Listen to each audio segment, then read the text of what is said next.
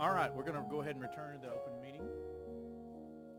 And we'll start tonight with our pledge in recognition of Patriots Day, right after the music stops.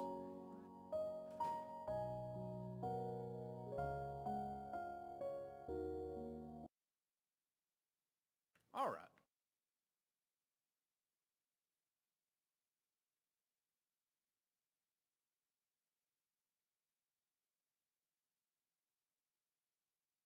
To lead us in tonight's pledge. Outside of school, she enjoys soccer, she enjoys basketball and volleyball, and she is described as a fun-loving, good friend, and hard worker from the Heart staff. So thank you for letting Tatum lead us in our pledges.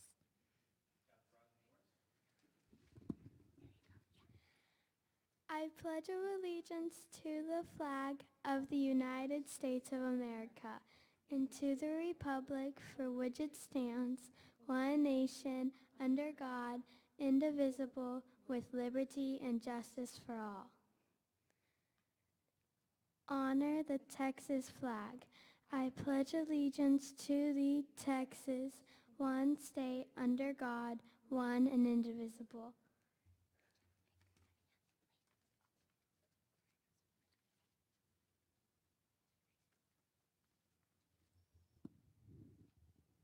Thank you. As the principal of Willow Springs, it is my honor to introduce to you Cole Manley. Cole is an 8th grade student athlete. He plays football, basketball, and baseball. His favorite subject is math. Teachers and staff admire Cole's qualities of servant leadership and responsibility. Cole's teachers say that he is always willing to help, even when that looks like helping our custodial staff or standing up for what is right. Cole will lead us in honoring September 11th by reading the Patriot Day Proclamation.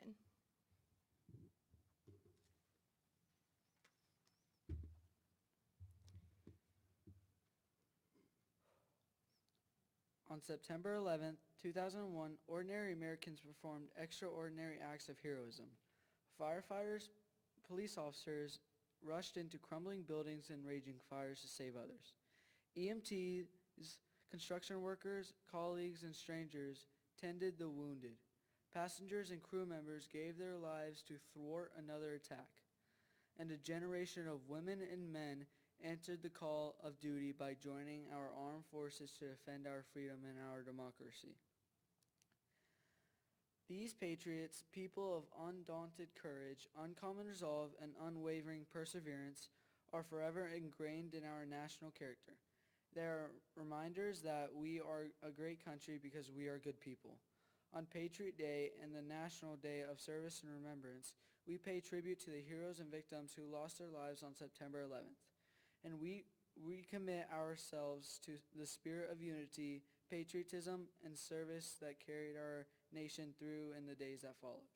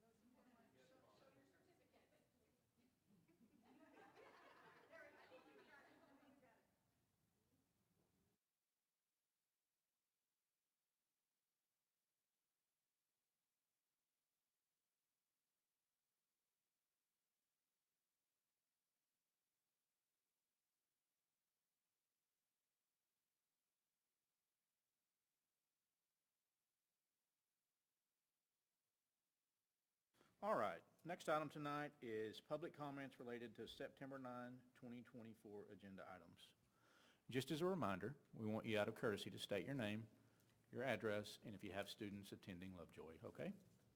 Each speaker gets 3 minutes. I'll let Rodrigo take over. Yes, sir. Good evening. Tonight we have about 5 public comments. Let me find our, there we go. And I'll read the statement before calling the first person up. The Board of Trustees encourages public comment. All public comment at a meeting other than a regularly scheduled board meeting should be limited to agenda items posted for the meeting. By signing up to provide public comment at a board meeting, you're acknowledging and accepting the procedures for public comment available online at lovejoyisd.net. Each individual will have one opportunity per meeting to share their comments with the Board of Trustees, not multiple opportunities per individual agenda items. If a speaker is not present when his or her name is called, the speaker forfeits the opportunity to speak at that meeting. All speakers will be limited to no more than 3 minutes. The presiding officer reserves the right to reduce the number of minutes per speaker to less than 1 minute per speaker in order to maintain effective meeting management. The speakers will be recognized in order in which they person signed up. If there are more than one speaker than allotted time for public comment, the amount of time per speaker may be reduced as determined appropriate by the Board of Trustees. If time does not allow for you to speak at a public comment, the Board of Trustees may allot additional time for public comment or defer specific agenda items for review at a subsequent meeting in an effort to allow more public comment as determined necessary by the Board of Trustees. The whole public comment card may not be maintained from one meeting to the next and is only applicable to the meeting on which the data was submitted. If you have a specific concern related to an employee at the district or a specific student issue, you're encouraged to utilize the district's grievance process and procedures provided in board policies DGBA local, FNG local, and GF local, or applicable grievance process. Each grievance procedure allows for an individual to redress grievances with the Board of Trustees. All relevant policies are available online at lovejoyisd.net. Disruptive behavior will not be tolerated in the meeting. If after the provision of a single warning, the disruptive behavior continues, a disruptive individual may be escorted out of the meeting by district officials and/or law enforcement. It is a criminal offense for any person with intent to prevent or disrupt a lawful meeting to substantially obstruct or interfere with the ordinary conduct of a meeting by physical action or verbal utterance. The Board of Trustees appreciates your active participation in the school district. Thank you. Our first speaker is Ms. Cherie Foreman, and I'll have you, as President Owen said, state your name, address, and if you have students attending the district. And she's speaking on agenda item number 9.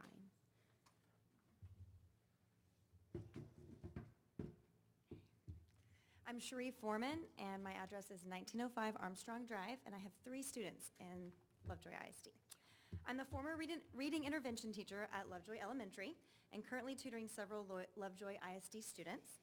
Last Friday, we all received an email from Mrs. Cordell talking about our reading instruction and referring to my posts on social media.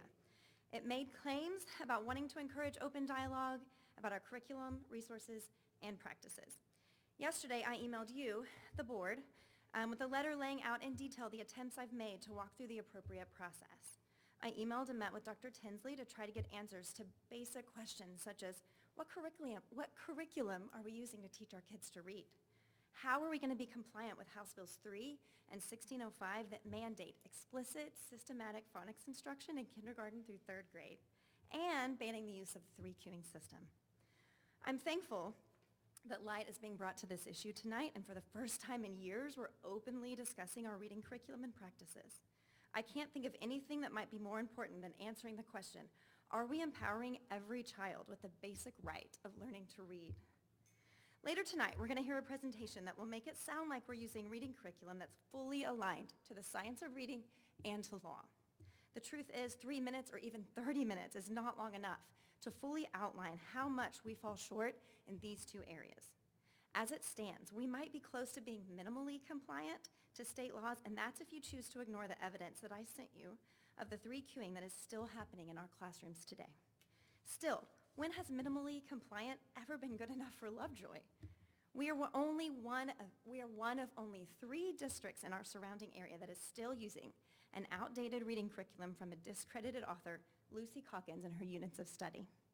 Everyone around us, y'all, Allen ISD, McKinney, Plano, Highland Park, South Lake Carroll, Louisville, Wiley, Princeton, Eames, Lake Travis, Katy, Alamo Heights have all thrown Lucy Calkins in the trash and moved toward a fully compliant program aligned 100% with the science of reading.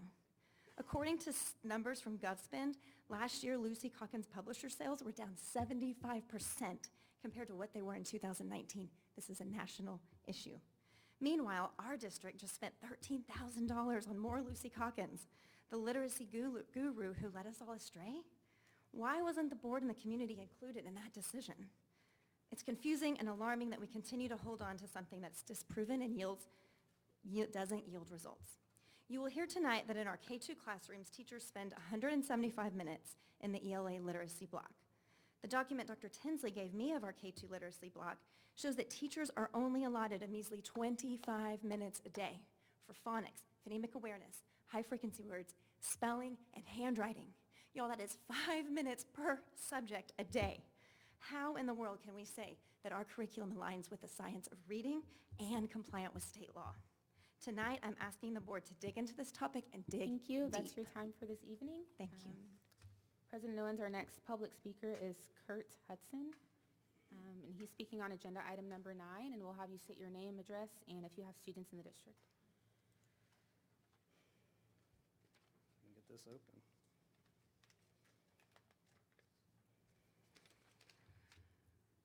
My name is Kurt Hudson, 1912 St. John's Avenue. I have 2 kids at Lovejoy High School and Willow. I come to you tonight because you're probably like, hey, you're a dad of older kids, and why are you here to talk about early reading? My wife and I own a preschool, early childhood center. We've done it for 17 years. In that role, I'm not a teacher in the classroom. I'm not a principal. I don't have a degree in early childhood education. So I feel like in a lot of ways, I'm much like you guys on the board.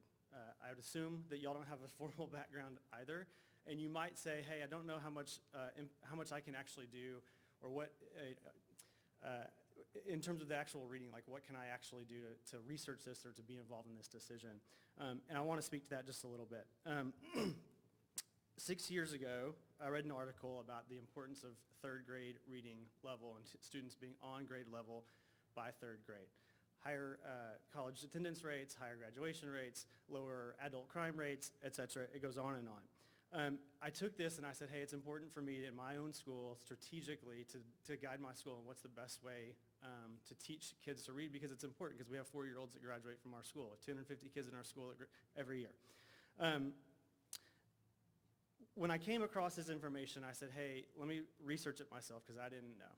And I read a lot of books, researched a lot of stuff, and I talked to the Lovejoy ISD at the time, reading intervention specialist, and the biggest piece of information she gave me at that time was, obviously make it fun and engaging for the kids, keep it simple, but make sure you're using decodable texts that are aligned with the phonics that they're learning at the time, because it helps them process through this quickly, and if you keep it simple.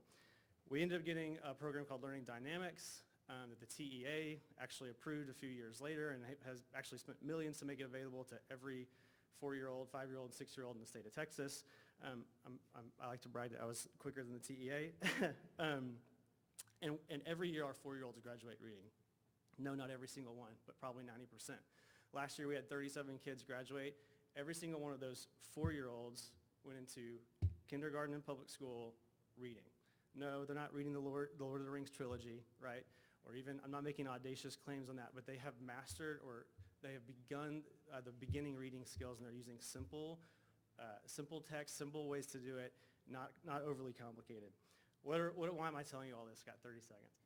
Connecting the dots. This is important, and I just implore you guys as a board to really take the time to figure this out, to ask the questions, talk to the teachers, talk to other districts, to pour into it, because just like I was in your shoes 6 years ago and I found a method that works, you can do the same thing and you make an impact even if you don't have a whole lot of formal education in that specific area. So thanks, guys. Our next public speaker is Kim Ewing. It's regarding agenda item number 9, and we'll ask that you state your name, address, and if you have students attending the district. Okay. Hi, my name is Kim Ewing. I live at 1914 San Carlos Avenue. I have 3 students in Lovejoy ISD, and I'm going to be reading 2 letters from 2 different former Lovejoy employees. The first one is Emily Gant. Good evening. I am so excited to hear that reading instruction in units of study is being talked about intentionally. So today I want to tell you about my experience teaching units of study and phonic instruction as a teacher in Lovejoy ISD. In my first year teaching kindergarten here in Lovejoy, I was given the units of study by my team lead and administrators as my main resource for teaching reading. I used it faithfully by studying the lessons prepared each day and using all the tools given in the units. I taught reading exactly the way units of study said to. However, my students were not excelling in reading the way I knew they could. The majority of my class ended the year around a level 4 to 8, and I blamed my lower levels on the fact that I was a new teacher, even though I had stuck to the units of study to a T. In my second year of teaching, my team minimally used units of study and instead used a completely phonics-based approach to teaching reading. We included phonemic awareness daily and incorporated it in all reading activities with resources such as Heggerty. I instantly saw my students soar when it came to reading and saw the growth I had always wanted the year prior. By the end of the year, the majority of my class was reading above grade level, and many students were reading levels 14 through 20, the max reading level given in kindergarten, and reading scores double that of the previous year. I began teaching with a clean slate. I had no opinions of my own and was eager to learn and follow the guidance of those around me, but seeing with my own eyes in my own classroom just how essential phonics is to teaching reading, I'm now certain and passionate that the best way to ensure success in our students is through phonics-based reading instruction, not just for 30 minutes or as an ELA warm-up, but as the foundation of how we teach our students to read. Thank you, parents and administration, for advocating for our students first and looking into this topic more. Sincerely, Emily Gant.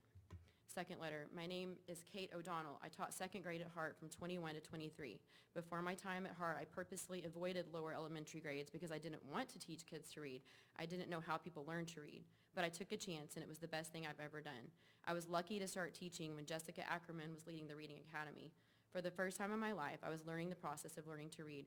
It wasn't the amorphous, magical thing I'd imagined. There is a clear, universal sequence of steps our brains follow when learning to read. You might be thinking, this woman was a teacher for years before she came to Lovejoy. How did she not know how people learn how to read? Wasn't she a trained teacher?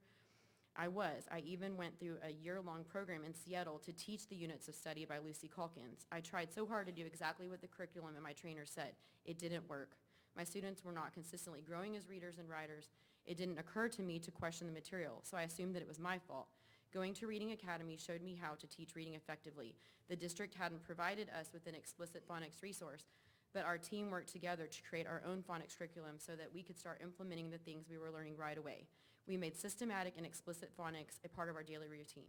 We embedded repeated, deliberate practice through tools such as decodable reading passages into our reading blocks. I left Hart after 2 years to take care of our family. I would love to return to Thank you, teach in Ms. Ewing. Lovejoy. That's all your time for this evening. Our next public speaker is Ms. Aubrey Stock regarding agenda item number 9. And we'll have you state your name, address, and if you have students attending the district.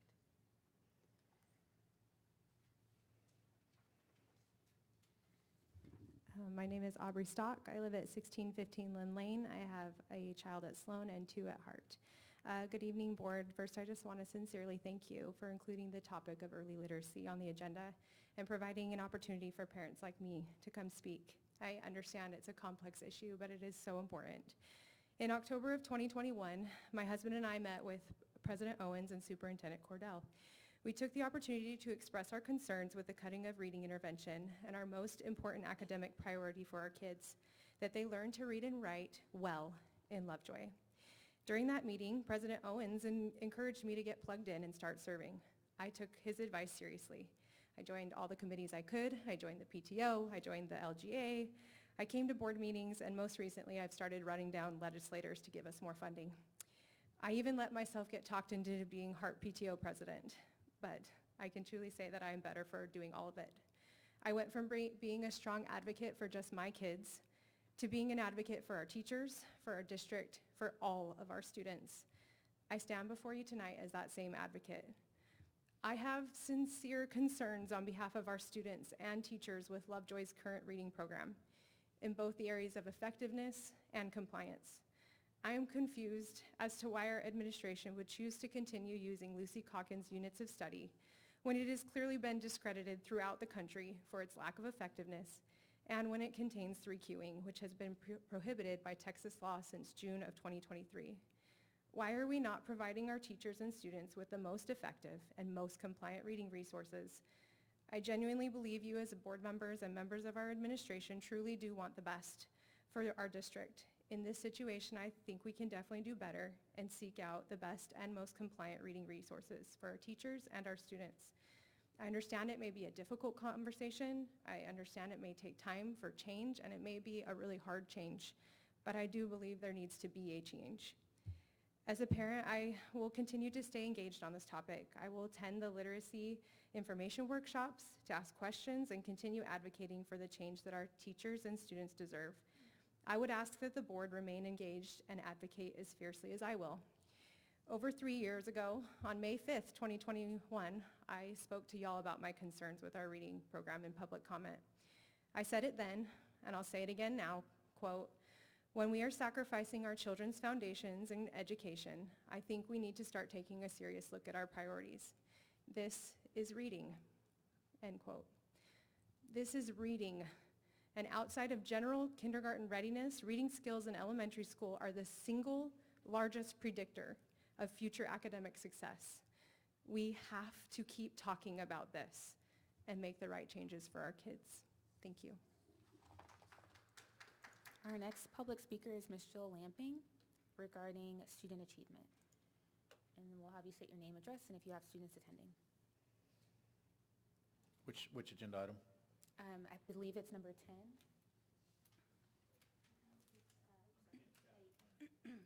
Number 8, sorry. Item 8. I'm Jill Lamping. I'm at 703 Riva Ridge, and my youngest son is a junior at Lovejoy High School. Thank you for letting me speak tonight. I understand that our tone matters, and I take that to heart. I think we can have a respectful, frank conversation based on facts. I think we can do that in a way that does not undermine our culture or our heroic teachers. I also hope that the input of our parents and community, who are crucial stakeholders in the education of their children, will also be valued by the administration and the Board of Trustees.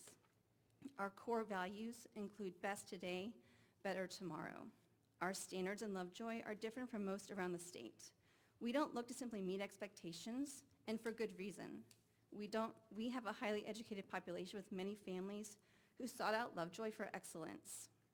These families are heavily invested in education, both within the school district and by providing outside enrichment, private tutoring, and extracurriculars. And this is why historically we have measured ourselves against other high SES and high-performing districts, including Highland Park and Carroll ISD. And we focus on mastery levels, not meets expectations on the STAR test as our measure. So I want to better understand how we are measuring success in Lovejoy today. I read the statement that we're third in the state in third grade STAR reading. Is this based on the meets or mastery level STAR results?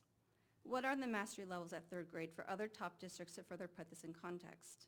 We can slice and dice data to provide different insights. So according to my quick review of data available online, in 2024, we were 22 percentage points behind Highland Park in mastery at third grade reading. Now, we're not Highland Park, but I think this merits the question, why are they doing so much better at achieving mastery in third grade? What can we learn from examining their approach? In addition, I know there's recognition that our students at Sloan Creek struggled in science, and that's being addressed. But how does mastery and literacy tie into our successes in other subjects? How well can you evaluate a word problem in math if you're struggling in literacy? These are just a few of my questions on student achievement. So many of us have been advocating for this district alongside all of you. Please do not forget all that hard work and all the times we've pulled together. We continue to fight with you for state funding.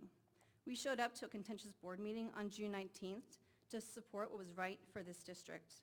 We serve on booster clubs, PTO, and perform random acts of kindness. But we're not automatons, and we do not always agree, and there are times where advocacy is necessary.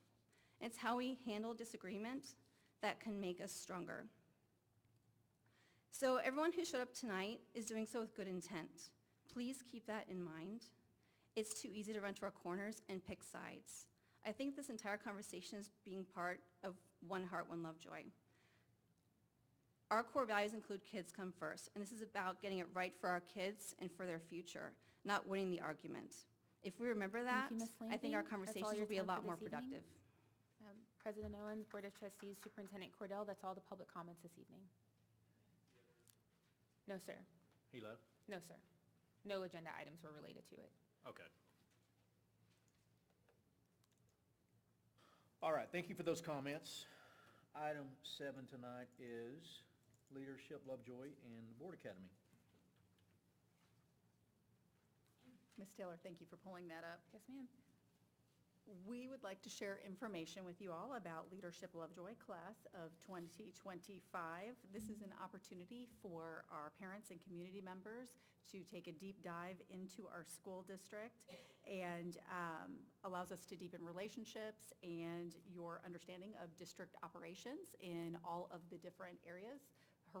Human resources, curriculum instruction, operations, finance, student services, as well as have the opportunity to tour our campuses, get to know our principals a little bit better, and the incredible work that is happening there.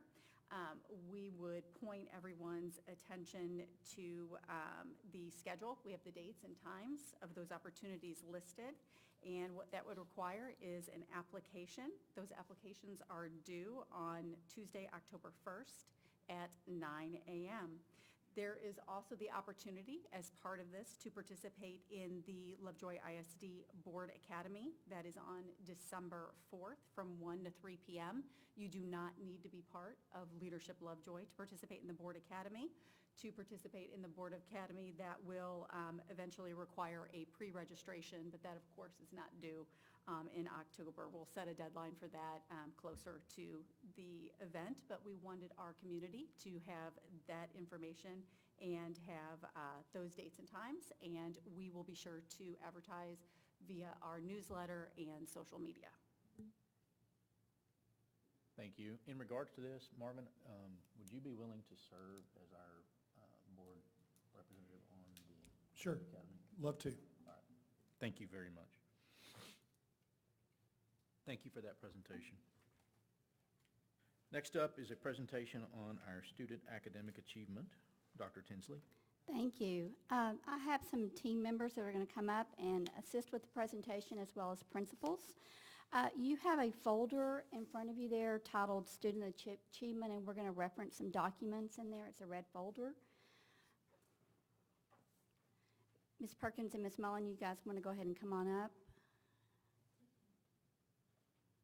And then principals, you can make your way up as well. Thank you. Okay, just want to give you an update on the accountability rating report. This has been shared prior, but currently the state has not released the A through F state accountability. There's a temporary restraining order because of the lawsuit that is going on. So as of this point, there's scheduled to be a hearing on September 16th to determine if those A through F ratings will be released to districts.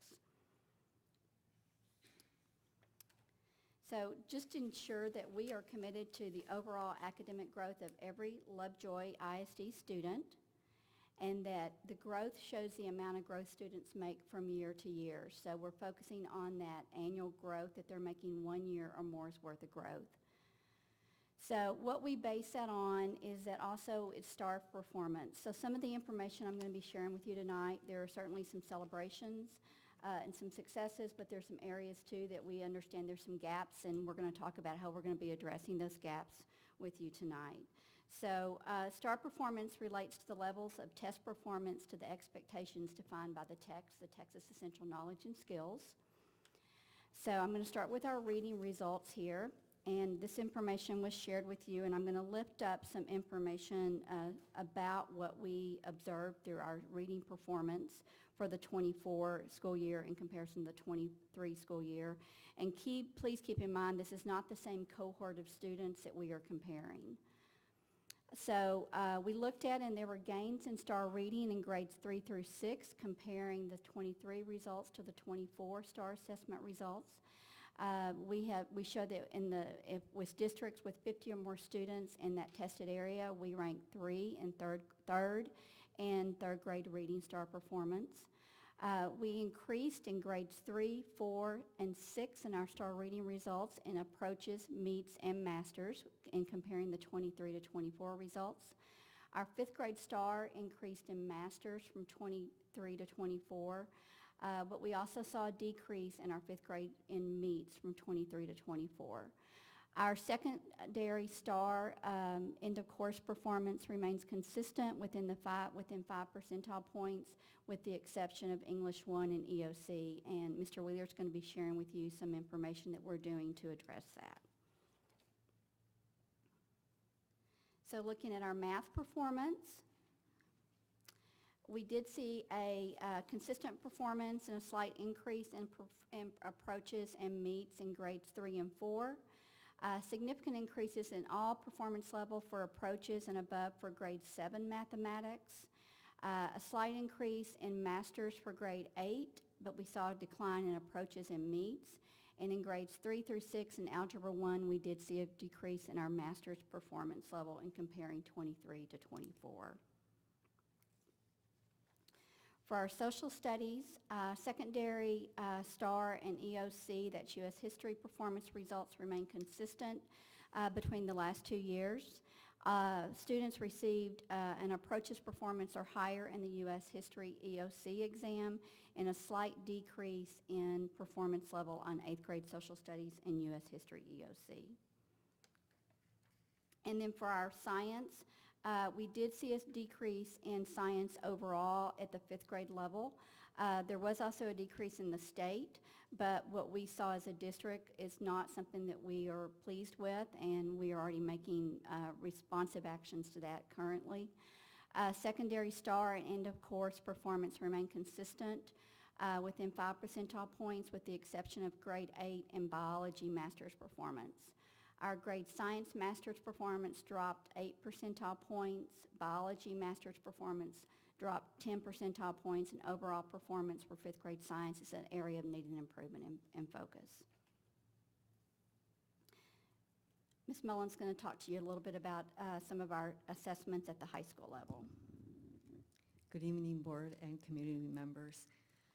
The first thing we're going to talk about is the SAT composite scores. You'll see there a blank for the national scores. Those won't be released until next month. The scores for district level were released in August.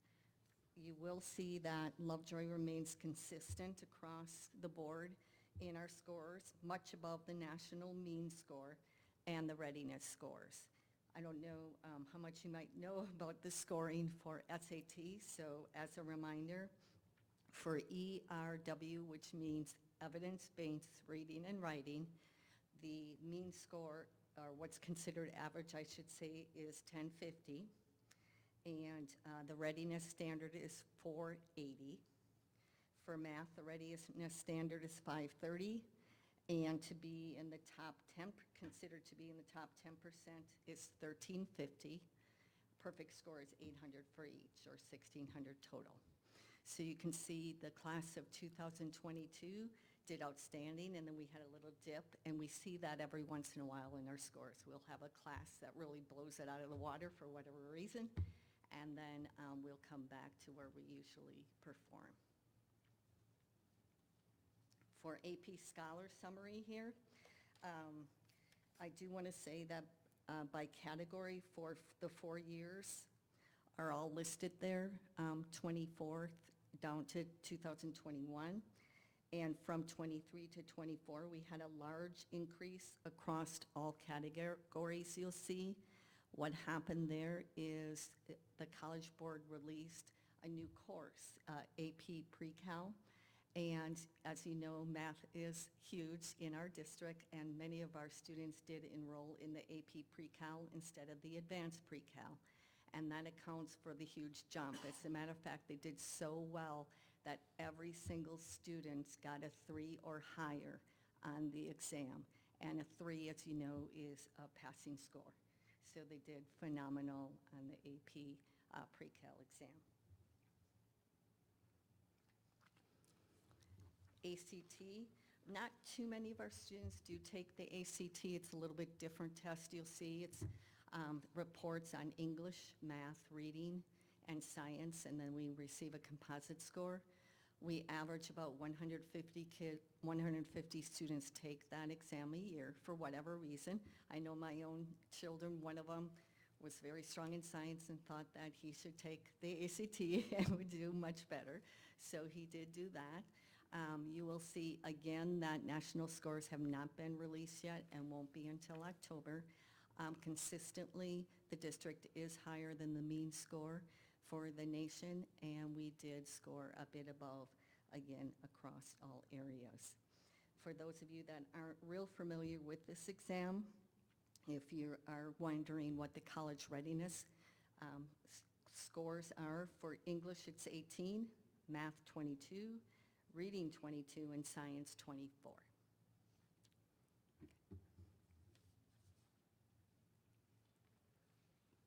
All right, we also wanted to share with you our end-of-year MAP growth assessment scores. As you know, last year was our first year to take this assessment. And when a student takes the MAP test, they're given a score on a scale from 0 to 300. And then that score is compared to students across the nation that are in the same grade level and took the test during the same testing window.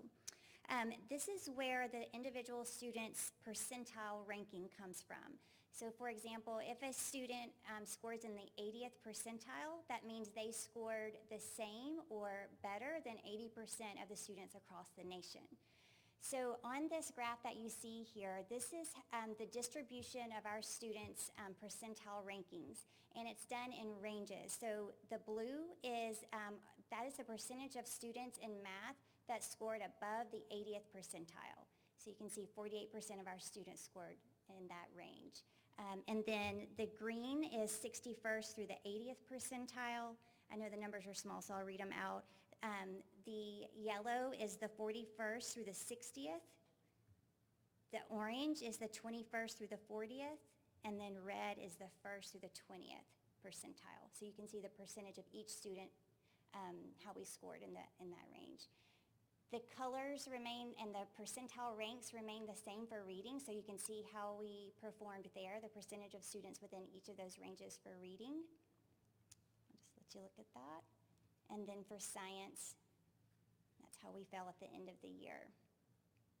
You might be asking, is this good? Is this bad? How do we know, what does this mean for us? MAP does not provide us with a distribution of percentile rankings to compare to other districts or even across the nation. So because this was our first year, we'll use this as our benchmark data that we'll then be able to compare any subsequent administrations of MAP growth to. So the most important question is, how do we use this information? We'll be using it this year to establish growth goals with our students to help them take some ownership of their learning.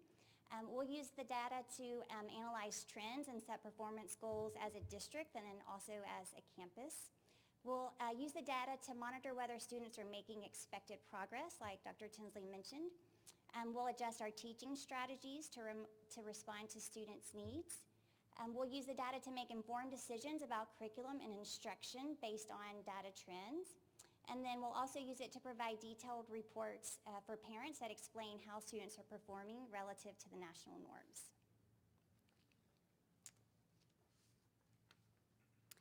So I want to talk about the how of responding to where every LISD student is expected to achieve at high levels. And what I have there in your folder, I want to start with professional learning communities. This was part of Lovejoy 2030 strategic planning. The strategy was to implement professional learning communities systematically. And what you have is the fundamentals, PLC fundamentals and beliefs. It outlines and defines what learning, collaboration, and results means for our staff here and the way that we work together. So you'll see the 4 critical questions that we do as we plan. What do we want students to learn? How will we know if they've learned it? What will we do if they have not learned it? And what we will do if they have learned it? So that drives a lot of our planning.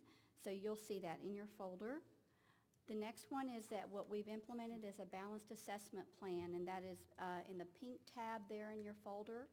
I want to talk a little bit about what the assessment plan does. It talks about the level of assessments, and as you see in the red, formative assessments, the reason that bar is longer is because that should be a higher frequency that we're seeing in our classrooms, to where teachers are checking for understanding. We're not waiting to a summative assessment or even an interim assessment, and the reason is for checking for understanding is so that they can respond quickly. And then we move into interim assessments, which is MAP, district benchmarks, semester exams, DRA, M-class, and then of course your summative or some of the data that we just shared with you. And behind that, it does describe each of the roles of that assessment system. And then I want to talk about our curriculum resource system. And this hits 4 of the strategies laid out in Lovejoy 2030. Strategy 1.2.2, increase learning opportunities that are authentic, hands-on, and inquiry-based. Strategy 1.2.3, develop classroom structures and processes that support instructional enhancement and enrichment.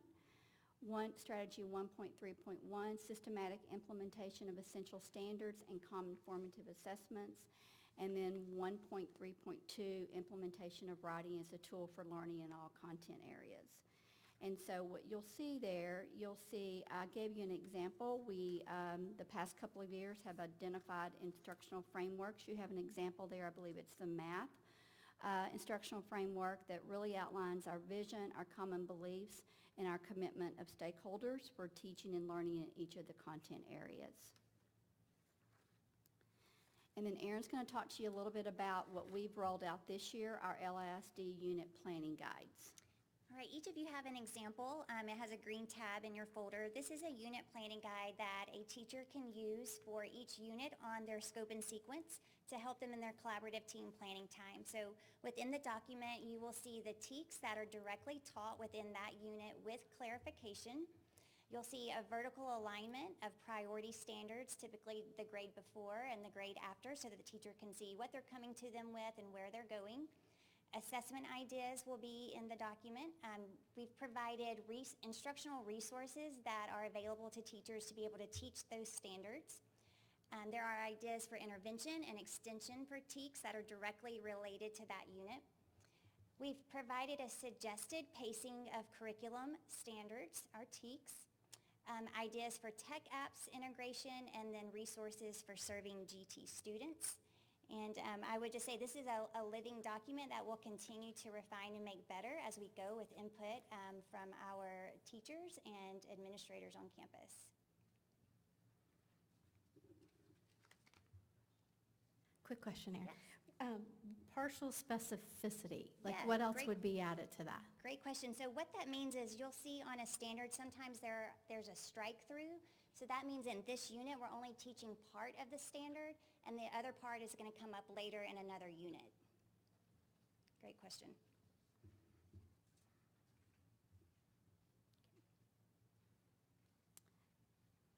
And I also want to talk a little bit about, just a reminder that what we implemented in the beginning of the 23-24 school year, a new teacher evaluation system that is built on a growth model for our teachers. That's called, better known as T-TEST, the Texas Teacher Evaluation and Support System. So that's an opportunity for teachers to set goals for themselves, set goals for their students, and also receive feedback and guidance from our campus administrators. We also added the MTSS leads at Puster and Hart, and the role of those leads is that they provide somewhat of an instructional coaching model for our teachers. They work with them during planning, they model lessons, they assist with needs that they may have related to instruction, and they also pull small groups of students for intervention groups. We also, I guess it was last February, we have 3 content coordinators. One for social studies, ELAR social studies secondary, ELAR social studies elementary, and then a math K-12 coordinator. They were all housed here at the admin building. We have put them out on campuses 3 days a week so that they can support similar to what the MTSS leads are doing. So they're on campuses 3 days a week to support teachers with planning and support and modeling lessons. And then on Mondays and Fridays, they're here actually writing those curriculum documents that Erin just shared with you on the unit planning guides. We also have instituted a greater presence with learning walks and classroom visits, and you're going to hear principals talking about that, getting into our classrooms, giving feedback to our teachers. Also, part of what, as Erin said, the unit planning guides, those are a living document. So we utilize our teacher feedback and make adjustments as needed since those are new documents. And then we instituted the teacher vertical teams for all 4 core content areas. We'll be going into our 4th year with that, and they have input as far as feedback and needs that they may have regarding teaching and learning. So I'm going to ask Mr. Wheeler to come up and talk about what's going on at the high school. Hi, good evening, everyone. Good evening, members of the board, community members, Superintendent Cordell. It's good to see you all tonight. So I'll start by saying this is specific to our high school. What I'm going to go through here, we're rooted in the work that we do with our professional learning communities. And I want to take the opportunity to thank Superintendent Cordell, as well as Dr. Tinsley and Ms. Mullen for being an active presence on our campus. We had the opportunity to walk a lot of classrooms. So and it's rare to see at the district level people that truly care about curriculum and instruction. So I just want to say thank you for walking alongside us as we do that work. Specific to us at the high school, we are doing targeted intervention. One of the areas that we saw we could use some growth in is that meets and masters difference. As I heard tonight, we have high expectations of our students, right? So traditionally, when we look at intervention, we're looking at our kids that really need to get to that meets. But here in Lovejoy, it's a little bit different. So we've targeted our kids that are right on that borderline of meets and masters, and we're going to make sure we provide them with the intervention they need as well. The CCMR readiness standard, especially recently with the changes of the accountability standards, with our students becoming CCMR met, with that increase, our counselors have started meeting with students, and it's now a piece on their senior meetings of how are you meeting that CCMR standard, whether it's through the SAT or other means. We also have started to work SAT prep into our geometry classes, as well as some of our Algebra 2 classes to help prepare students to take that SAT. That's always been common practice in English classes, and you see it often in English classes. We're working into our math classrooms as well to help our students get prepared. And then the last thing we're doing as a campus, we have name and need meetings every other week, where it's the admin team, counselors, our school marshals, our nurse, and really those people that have an individualized impact on students that are meeting to talk about our kids that have needs, and we need to keep on our radar to make sure we don't have anyone fall through the cracks. So that's what I got for LHS. I just have a quick comment about that. When I read that, I was so pleased to see the collaboration between all those staff members who can thread things sometimes. So that is really great to see you all working together like that. Thank you. We appreciate that. Thank you. Thank you. Okay, Mrs. Eldridge is going to report on Willow Springs Middle School. Good evening, Superintendent Cordell, members of the board, and cabinet. Thank you for having me here tonight. As you'll see on the slide, there are a lot of bullet points there, but in summary, our campus plan to ensure high levels of learning for all students includes several key elements. First and foremost, strategic master scheduling to design priority in two areas. Those areas are teacher professional learning and collaboration, and targeted instruction for all students. Secondly, our campus is committed to continuous collaboration to support student needs. This looks like the utilization of a data analysis protocol in our meetings, in professional learning communities, as well as quarterly grade level team meetings to ensure that support for students is consistent and aligned across the grade level and all teachers on a child's schedule. And finally, our emphasis as an administrative team is the calibration of the T-test process in order to support high levels of learning and teacher performance as well.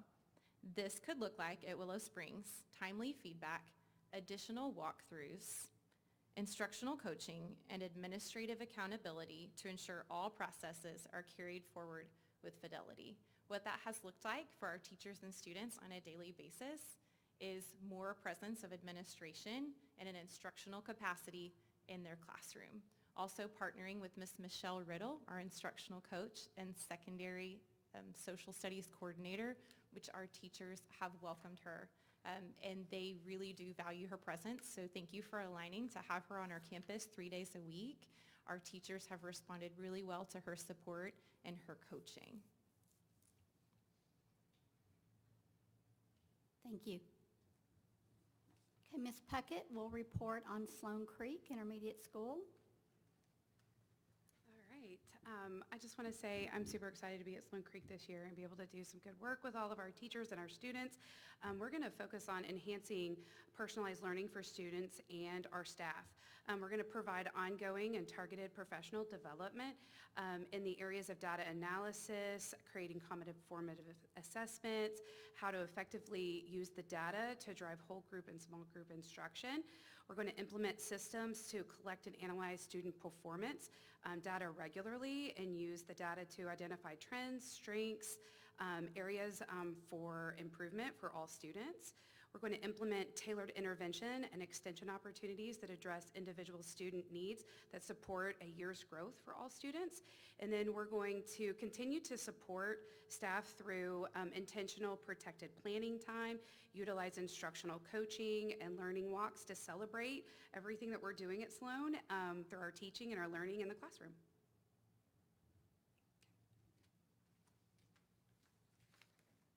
Mrs. Acosta will share about HEART. Good evening again. I'm really excited to share the work that HEART has begun and continues to do.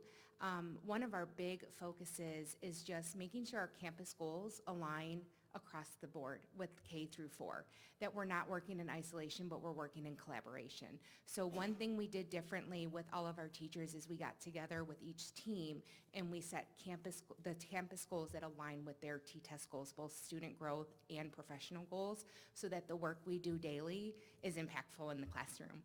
One way we strive to do that is we really have been leveraging our MTSS lead, Ms. Hicks. She's been modeling and demoing lessons both with the teachers as the students and then modeling those within the classroom. And then it's a I do, we do, you do type release model. And then the commitment that we are as an administration team along with Ms. Hicks is we get to go in, one, participate in those professional learning sessions, which has been a ton of fun, watching the teachers learn and apply. Then we're going into the classrooms to give them the feedback because they're craving it. And we actually had one example of first grade. They were doing a modeled lesson and she was on a different lesson for two of the teachers because they were ahead, and they go, oh, no, no, no. We heard the amazing lesson you modeled and demoed in the other rooms. We want to see that to see how we can even do it better. So the response from the teachers have been amazing in the professional learning that they're doing, especially centered around small group instruction that targets the learning for intervention and enrichment. So by aligning everything we're doing collaboratively, we've built in PD days within the time frame that allows the students to get enrichment with our specialist teachers while the teachers get professional learning. To catch up our new staff or teachers who have been moved to a different grade level, we've prioritized the learning that has been done last year to make sure that they're up to speed with what we are implementing this year. Just in all honesty, the embedment of Ms. Hicks and what she's done for our staff, they are signing up. Her calendar is so tight, Ms. Flemmer and I have to sign up for an appointment just to do our instructional team leader meetings with her. So like I said, our focus is just alignment across the campus, so we're doing a one team, one voice work. Thank you. And Mrs. Holly?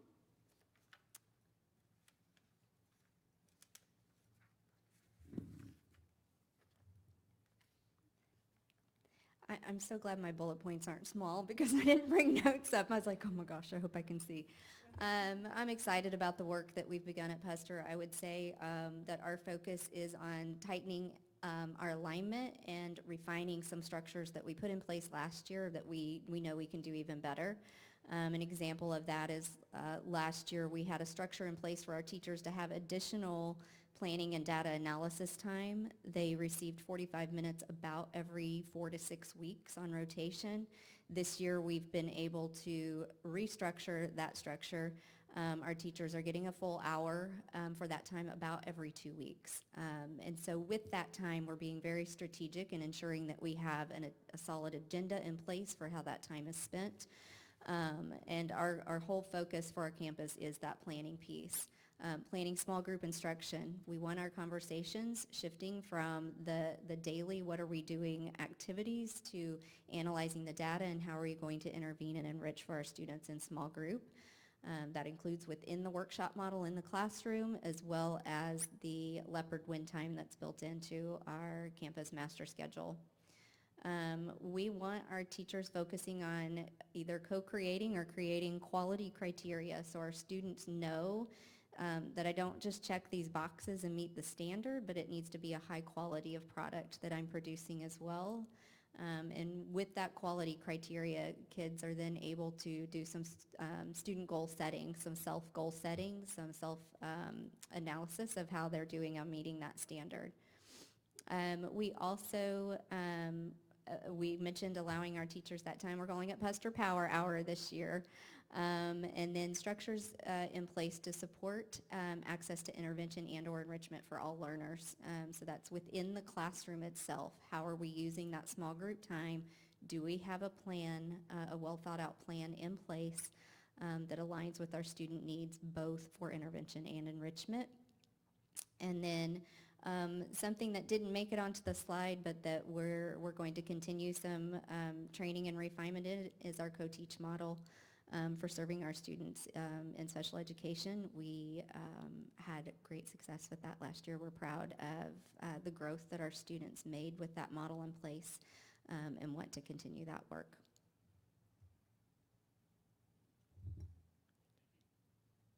Do you have any questions for myself or the principals? Board, any questions for Ms. Tinsley or her staff? One quick question from earlier. What was it was in the top 10% on the SAT. What was that number again? Mary, did you hear that question? The top 10% on the ACT, I mean, you said SAT? 1350. What was the ACT?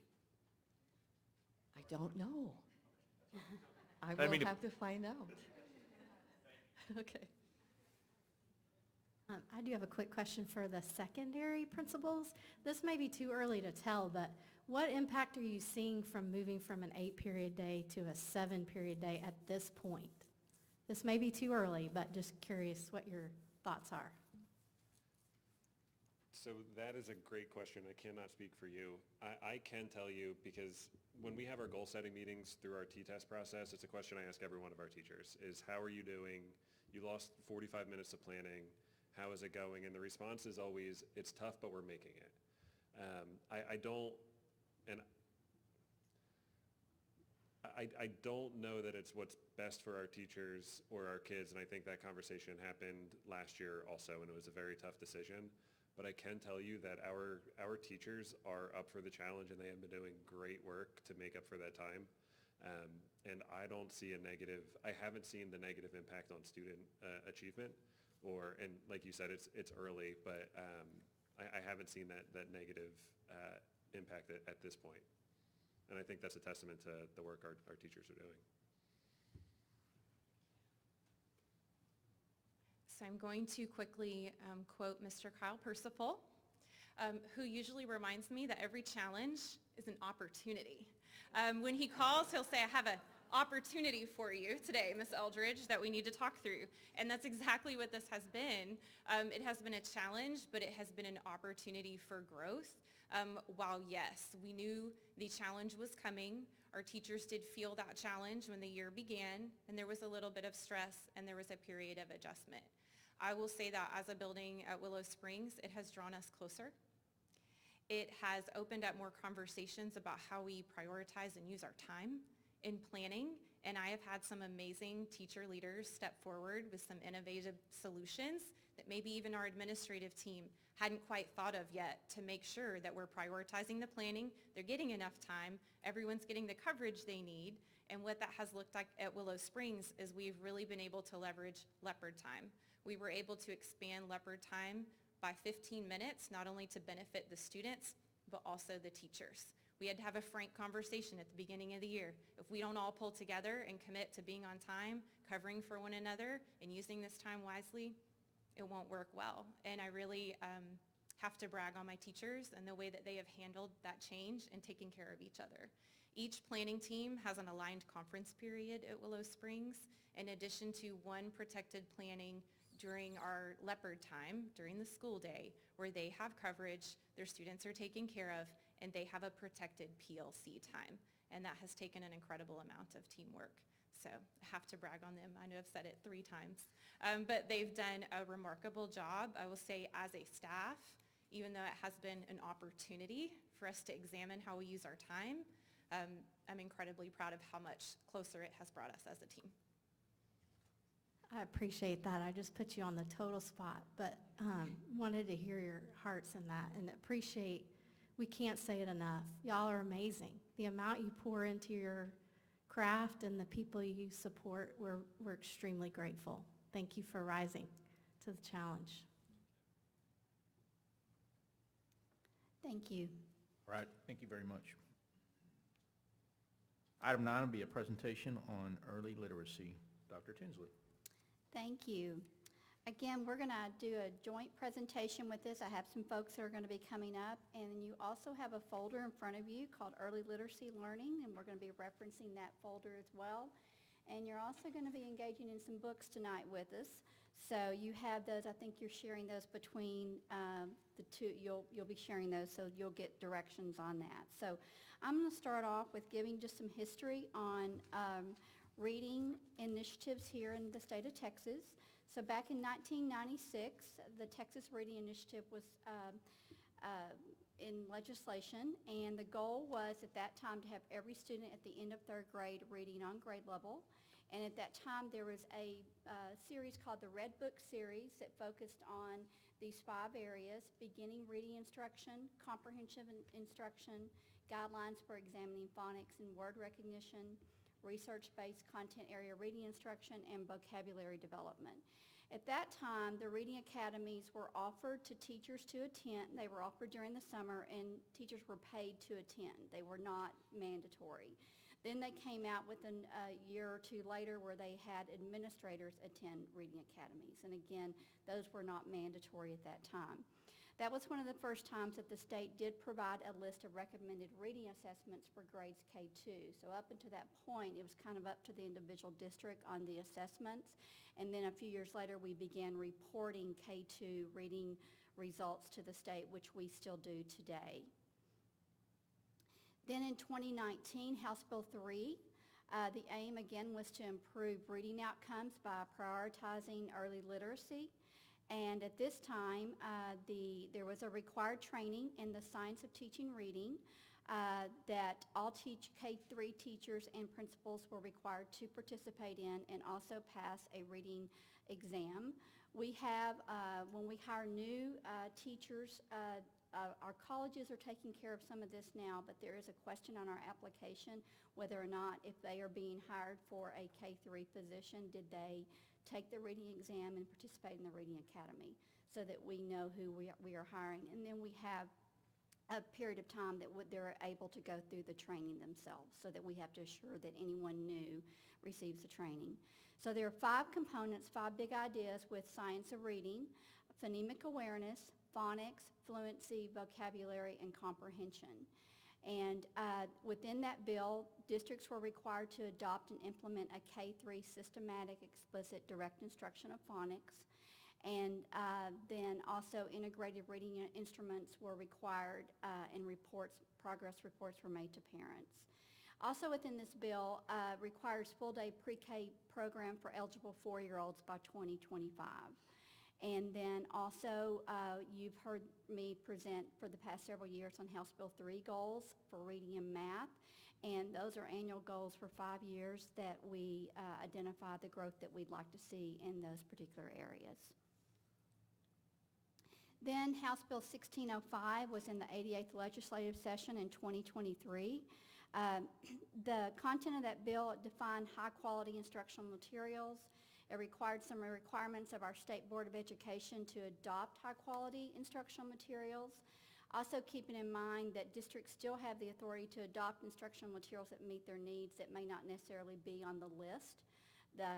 It prohibited the use of the 3 queuing systems in K-3 reading instruction, and then also a requirement for publishers to create parent portals to where parents could access the instructional materials that the district had adopted for that particular resource.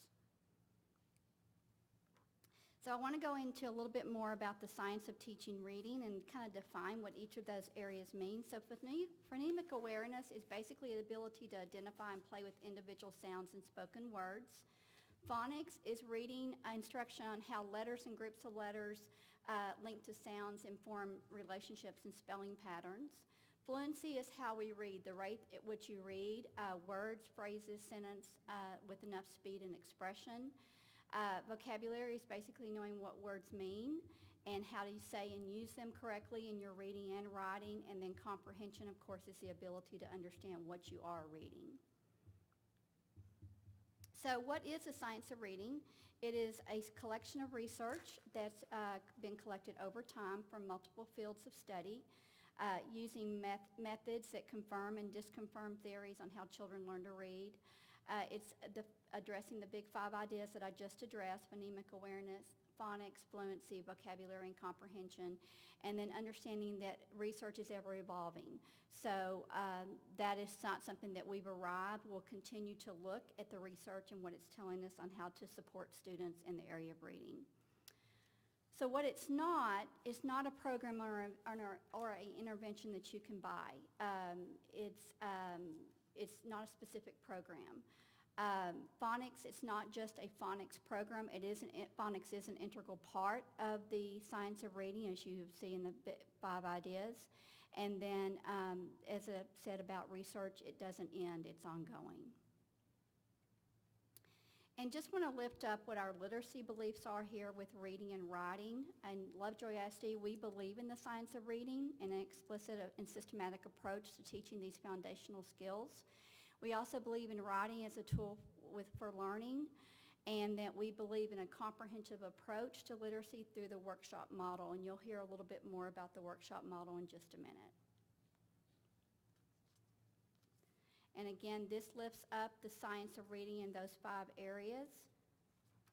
And I also want to lift up that we're committed to effective literacy education aligned with the science of reading, which includes that explicit systematic phonics instruction in grades K through 3. So there have been some additional phonics instructional resources and training have been implemented for the school year, and then also decodable books have been purchased over the last year and a half to be a part of those instructional resources for our kiddos as well. So this has been shared with you prior when we talk about curriculum. So there's kind of 3 components of curriculum. So what we are charged to teach is determined by the state of Texas, and that's called your Texas Essential Knowledge and Skill. Those are our standards. So when you ask about what's the curriculum, we are charged to teach the standards, the TEKS. Curriculum documents are something that outlines how we teach those standards, the scope and sequence, pacing. The unit planning guide that we shared with you in the previous presentation would be considered a district curriculum document.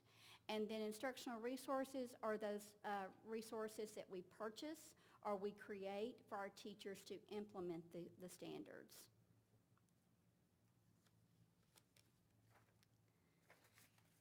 All right, so the Texas Essential Knowledge and Skills are the curriculum standards for Texas public schools for students kindergarten through 12th grade. They're adopted by the State Board of Education with input from stakeholders, and they're aligned to real-world performance tasks to help develop our students to be future ready. And as you know, starting in 3rd grade, those TEKS are assessed through the STAR test. In LISD, our literacy instruction, as Dr. Tinsley said, is aligned to the Texas Essential Knowledge and Skills, which provides clear expectations for our language arts curriculum in all grade levels. The TEKS include all strands of reading that are addressed within the science of teaching reading research. So all 5 of the big ideas that Dr. Tinsley has mentioned are embedded into our TEKS. This graphic that you see was developed by TEA, and it shows all of the strands or components that are embedded into our TEKS. And as you look through that, you'll see the 5 big ideas that Dr. Tinsley has mentioned previously embedded in our TEKS. We wanted to share with you just a couple of examples of early literacy TEKS. This is one from Strand 1 in our foundational skills. And so this one you can see this is a vertical alignment from kindergarten through 5th grade so that you can see how this particular skill begins in kinder and how it builds on, continues to build upon itself each year. So for example, in kindergarten, the students are identifying and matching common sounds that letters represent. By 3rd grade, they're decoding multisyllabic words, and then by 5th grade, they're decoding words with consonant changes. Another example is this one that is focused on vocabulary. So in kindergarten, it starts by using illustrations and text that the student is able to read or hear to be able to clarify word meanings. You can see by grade 2, they begin to use context within and beyond the sentence to determine the meaning of words. And then in grade 6, it moves into using definitions, analogies, and examples to help them clarify meanings of words. All right, we've talked to you a couple of times tonight already about our curriculum resource system. It contains 2 really important components. One is our pre-K-12 scope and sequence for core and elective courses, and then our pre-K-12 unit planning guides. So in your folder, you have an example of each of those documents. The scope and sequence has a blue tab on it. So if you want to take a look at that, this document is, it contains all of the units to be taught within each quarter. It provides an approximate number of days to spend on each unit. It will tell them the TEKS that are directly taught in the unit, and then when you see a standard highlighted in red, that indicates that it's a priority standard for that grade level. And then you have another example of a unit planning guide. The one you saw earlier was a secondary example. So this one is a 1st grade ARLA example. And just as we said before, it's going to provide TEKS with clarification. It's going to provide a vertical alignment, assessment ideas, intervention, extensions, and then that suggested pacing of how the teacher might pace those TEKS out over the period of time for that unit.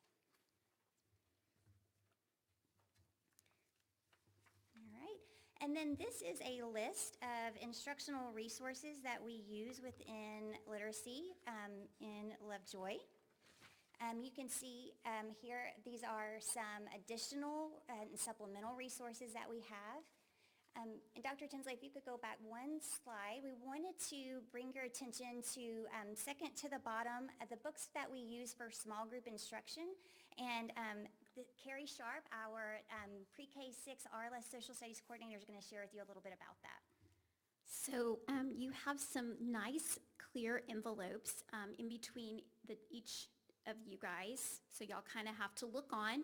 And let me kind of highlight some of the texts that teachers have access to. So your first folder that you should have on top is going to say pattern or predictable text. And you're going to see one of my favorites right there. Brown Bear is definitely one of those predictable pattern text. You're also going to see Miss Wishy-Washy, and you're going to see Billy Goat Scruff.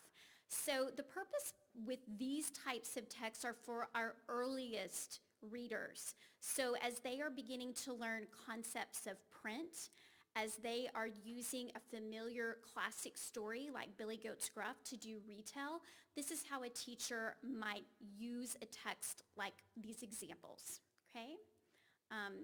Then in your next folder, it should say decodables. And we have some examples of some of our newer decodables. Teachers have access to these in print, and we also have digital copies as well. A decodable is written with a specific phonics skill in mind. So when you look at that decodable, about 80% of that text has decodable words in it. The other 20% will be high-frequency words that kids have been exposed to. So those are going to be used for small group instruction. Students can use those for their independent reading as well. Then in your next folder, we have a different type of text that teachers might use. These are called multi-criteria, or oftentimes they're referred to as a leveled text. That is going to have words in it that are decodable, so they're going to be familiar with those. It will also have high-frequency words, but it is also going to include words that are not decodable. We know that in our English language, there are words that decoding doesn't always work. So those higher level vocabulary words will be present there. So teachers have access for those types of texts when they're doing strategy groups and guided reading. Then in your last folder, we have something that we refer to as authentic text. Those are typically written by an author. You would find those in your school library. You would find them in our classroom libraries. Students may have them in their personal book boxes. Oftentimes, the examples I have for you are Because of Winn-Dixie, Frog and Toad, and then I have a nice nonfiction text in there for you to look at. Teachers are using those during their mini lessons for modeling. They're also using them in their small groups. And then once again, kids are checking those out and reading those from the school library or the classroom library. So I just wanted you guys to be able to see when we say small group text, that gives you an idea of what teachers have access to. So let me revisit some of the learning that has happened around our curriculum resource system. Back in May, each of our campus principals kind of rolled out the LISD curriculum resource system with their teachers. And then as content coordinators, we got to go visit each campus and really give them a sneak peek of what the scope and sequence and a unit planning guide was going to look like and garner any feedback from our teachers prior to launching that this summer. By June, the scope and sequences for K-12, all of those things we mentioned were complete and in the share drives so teachers could look at that as well as their Unit 1 planning guide.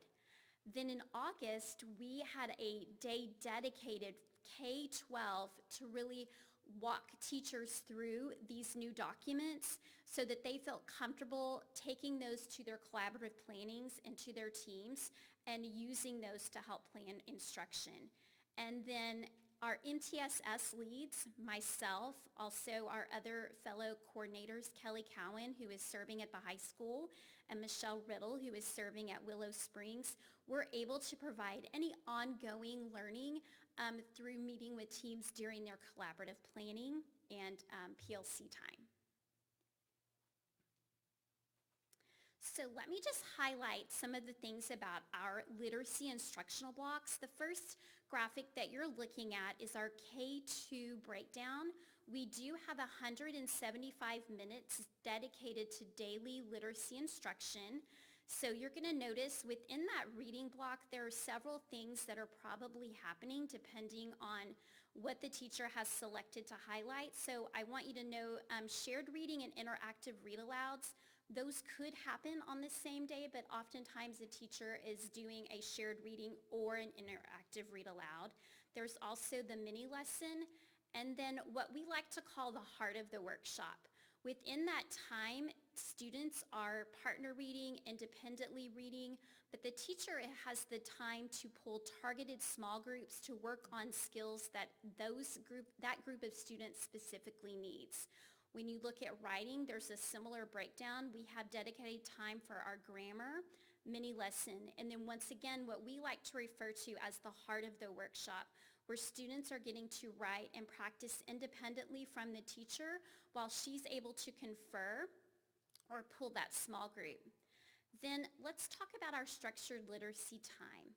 Within that time, that is the dedicated time teachers have to explicitly and directly teach students in those areas of phonics, phonological awareness, spelling, irregular words or high frequency words, and handwriting. That isn't the only time that those are addressed. That is the time dedicated for the direct, explicit instruction. During the heart of the workshop, teachers will go back and do those things in small groups to meet the needs of students. So that's kind of our K2 breakdown. Then when you look at our 3-4 breakdown, it's 145 minutes of dedicated literacy instruction, and you're going to notice the components are relatively the same. When you look at structured literacy, as you transition to be a third grader, there's a lot more work done around vocabulary as well, so we're calling that word study as well as the spelling and the handwriting with it. And then you're going to see similar components in writing with the grammar, the mini lesson, and then the heart of the workshop. Same with reading with the interactive read aloud, mini lesson, and then heart of the workshop where teachers are also pulling those small groups. So I love this graphic. A lot of us have seen this through our work in Reading Academy. This is Scarborough's reading rope. And what I love about this visual representation is it's showing the importance of not only the word recognition skills, but also the language comprehension skills. Those are woven together to make, they have to work in conjunction to make a skilled reader. We can't focus on one without the other. So what I would like for you guys to notice are the different components from our workshop model in literacy and how it's addressing each of the components of the reading rope. So you're going to see structured literacy there, you're going to see our mini lesson there, and you're going to see our small group instruction. We're addressing both parts of the Scarborough reading rope within our reading block in our literacy instruction. So those are just some wonderful pictures from Puster and Hart. As you can see, our students participating in their structured literacy and the picture on the left, and then during Heart of the Workshop on the picture on the right. So guys, this is going to be the best part of your whole night. You are going to get to step into the shoes of our students, and you are going to get to experience some of the different components of our Reader's Workshop, of our literacy instruction. So we are going to need your participation. I have my colleagues here with me tonight, Ms. Whitney Hicks, who serves as our MTSS lead at Hart Elementary, and I will also have my other colleague, Violet Austin, who serves as our MTSS lead at Puster. Ms. Whitney Hicks is going to be modeling a structured literacy lesson for you guys. And we also have two of our amazing Hart teachers with us to assist. They're going to kind of be our Vanna and hold some different things for us. We know this is not a traditional classroom, so we needed some extra hands on deck. So I'm going to introduce Ms. Hicks and let her take over with structured literacy.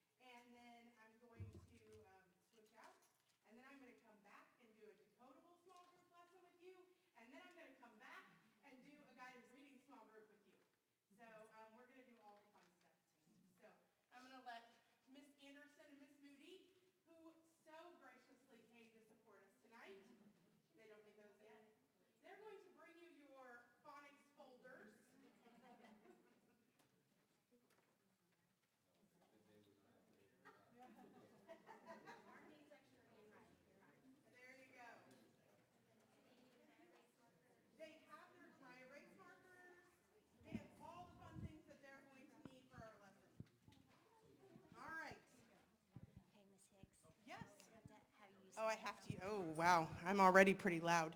Okay. So as I would tell the kids, we're not quite ready to use our phonics tools yet, so if you'll leave those on the floor. And I would say to the kids, show me both hands, because then I know that you are ready to learn with me. So we're going to start off with a little bit of a warm-up, and here's the warm-up that we're going to do. I'm going to put my hands out, and I'm going to say two different words. We're going to take one of those words away, and we're going to see which word is left. Are you ready? Okay, let's play our first phonics game. Here we go. Say air. Port. Take away air. What's left? Port. Say snow. Say ball. Take away ball. What's left?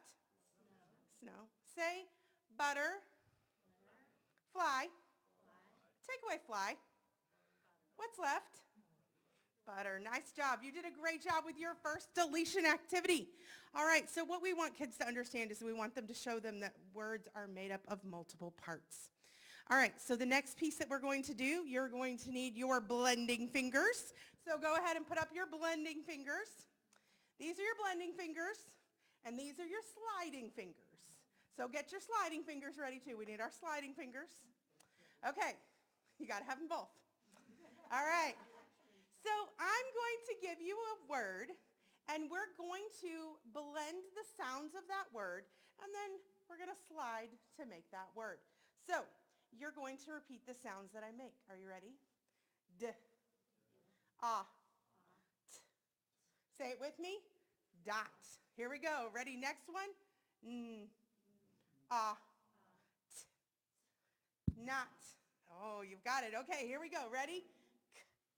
K, I, t. Ready? Oh, I didn't even need my help that time. Okay, ready? Here we go. Last one. M, ah, t. Excellent. Nice job. Now we are ready for our phonics folders. So go ahead and open up your phonics folders and flip your phonics folder around with your dry erase marker so that you are looking at your handwriting lines. Because we're going to start out by reviewing some of the letters that we've already learned as first graders on day 20 of school. So when we use our phonics folders, remember, we're going to leave our, just like I would do with kids, same thing, just help them out. I know.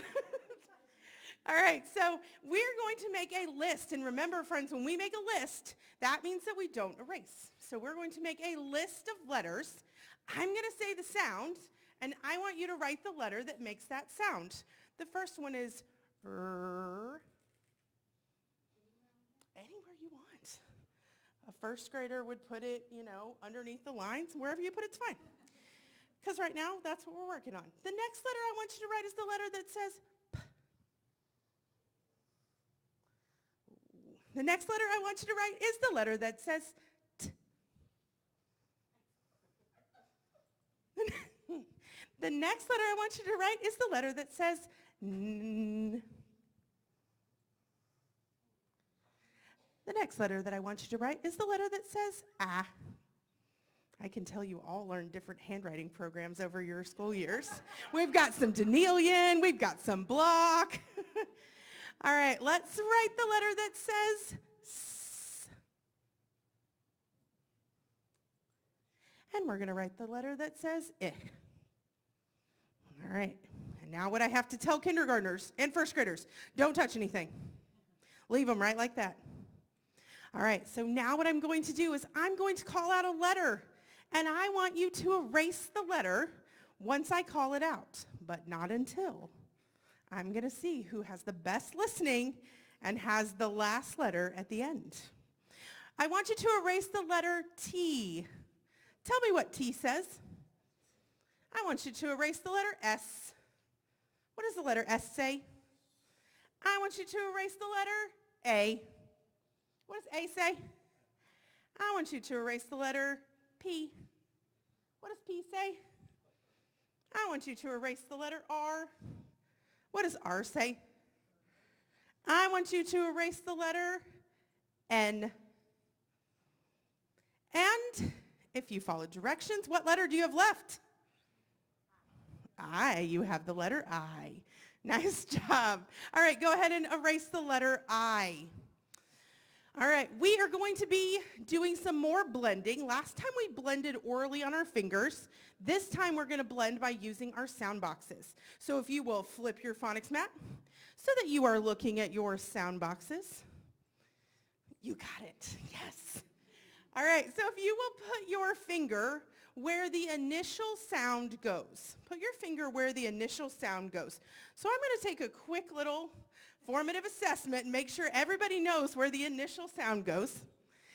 Put your finger where the middle sound goes.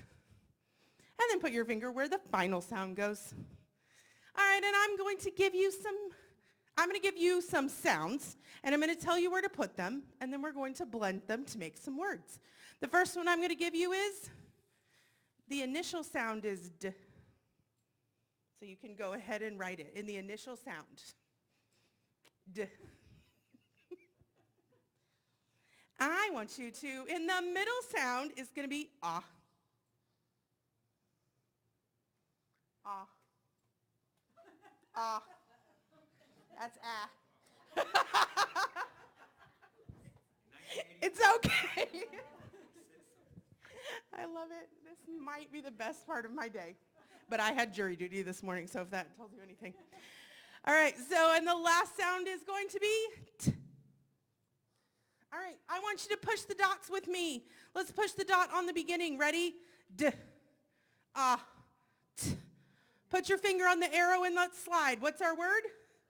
Dot. Go ahead and erase. All right, our beginning sound is going to be M. M. That one's an M. Our middle sound is going to be ah. That's an O. Ah. And our final sound is going to be P. Let's push our dots. Are you ready? Here we go. M, ah, P. And on the arrow, we're going to slide. Our word is mop. Nice job. Go ahead and erase. And I could not memorize the last part, so I have to get my book. All right. So go ahead and turn back to your handwriting lines. And we are going to make some word chains. And here's how a word chain works.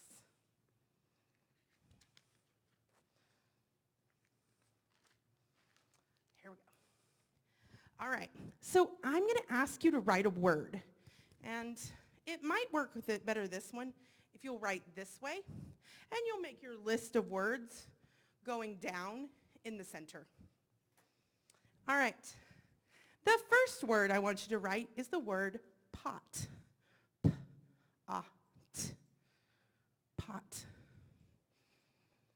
I want you to change one letter in the word pot to make the word not underneath that.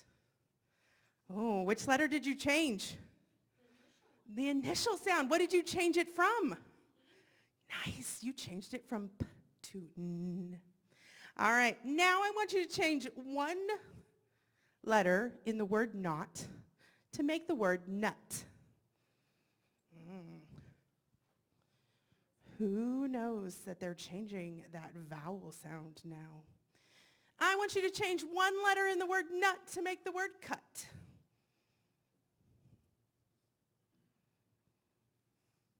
I'm going to try to trick you.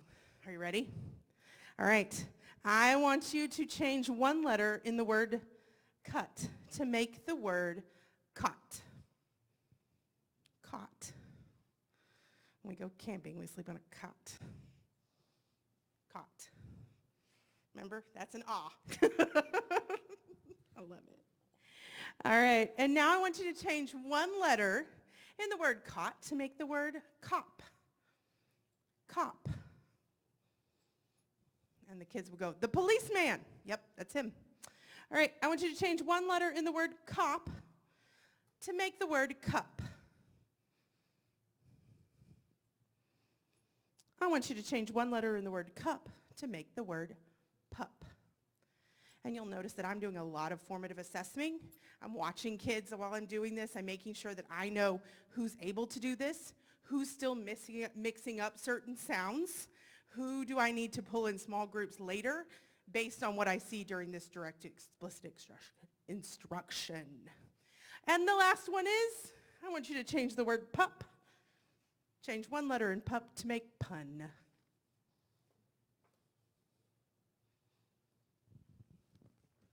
Excellent. I want you to erase the word that has a middle sound, ah. Erase the word that has the middle sound, ah. It's okay, there could be more than one. It's okay. All right, I want you to erase the word that has the middle sound of and erase one last word that has the middle sound of ah.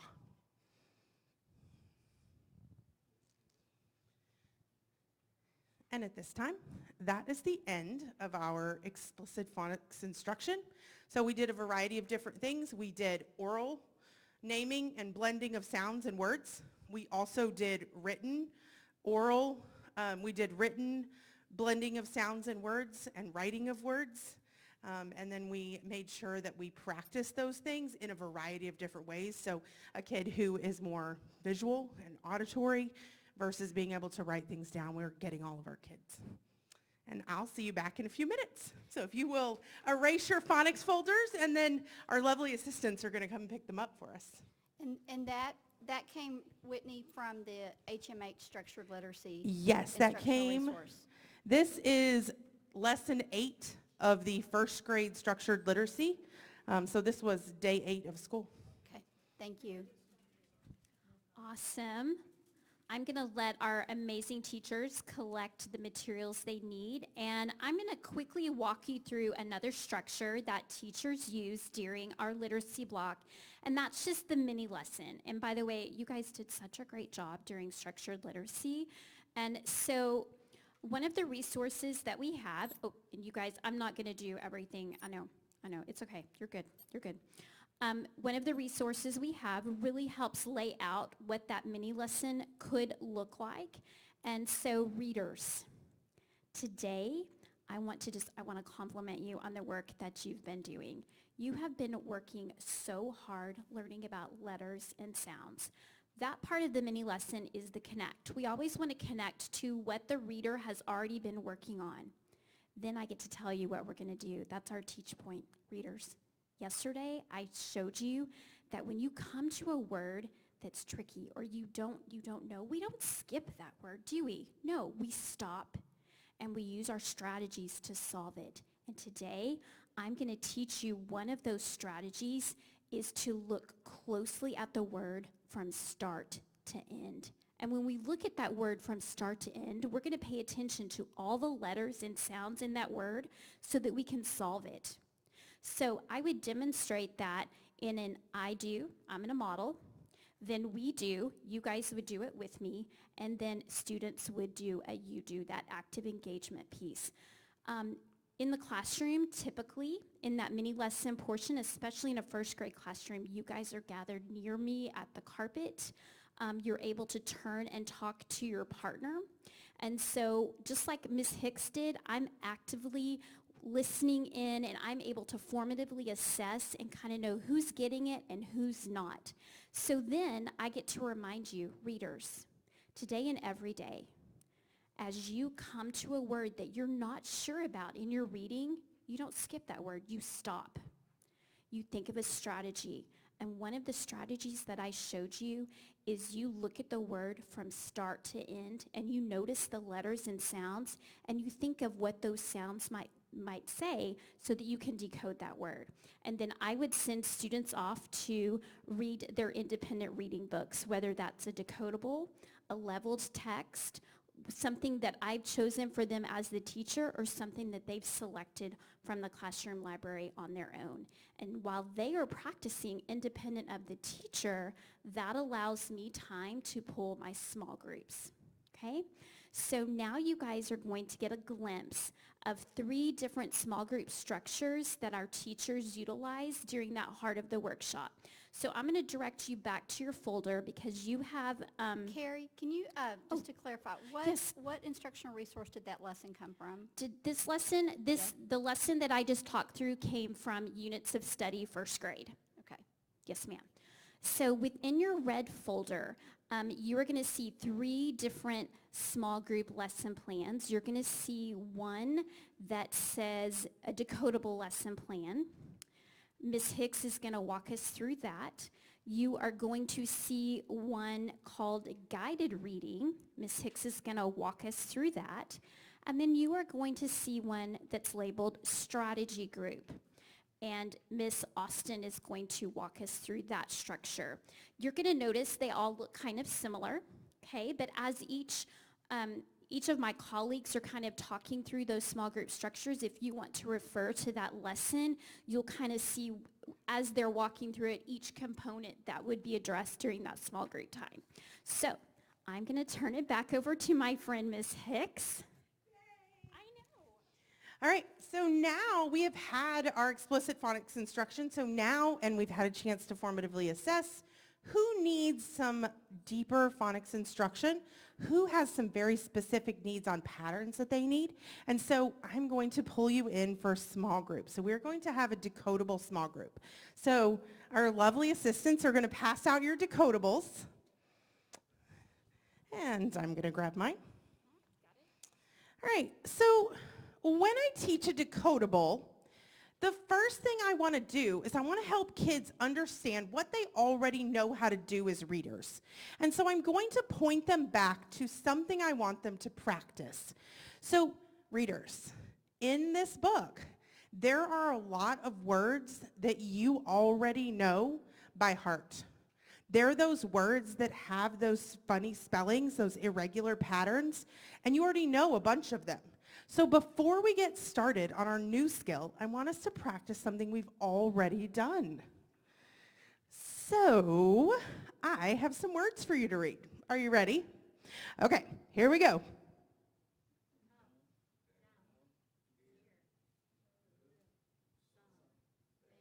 Yeah, these are words that you guys already know how to read by heart because they have an irregular pattern.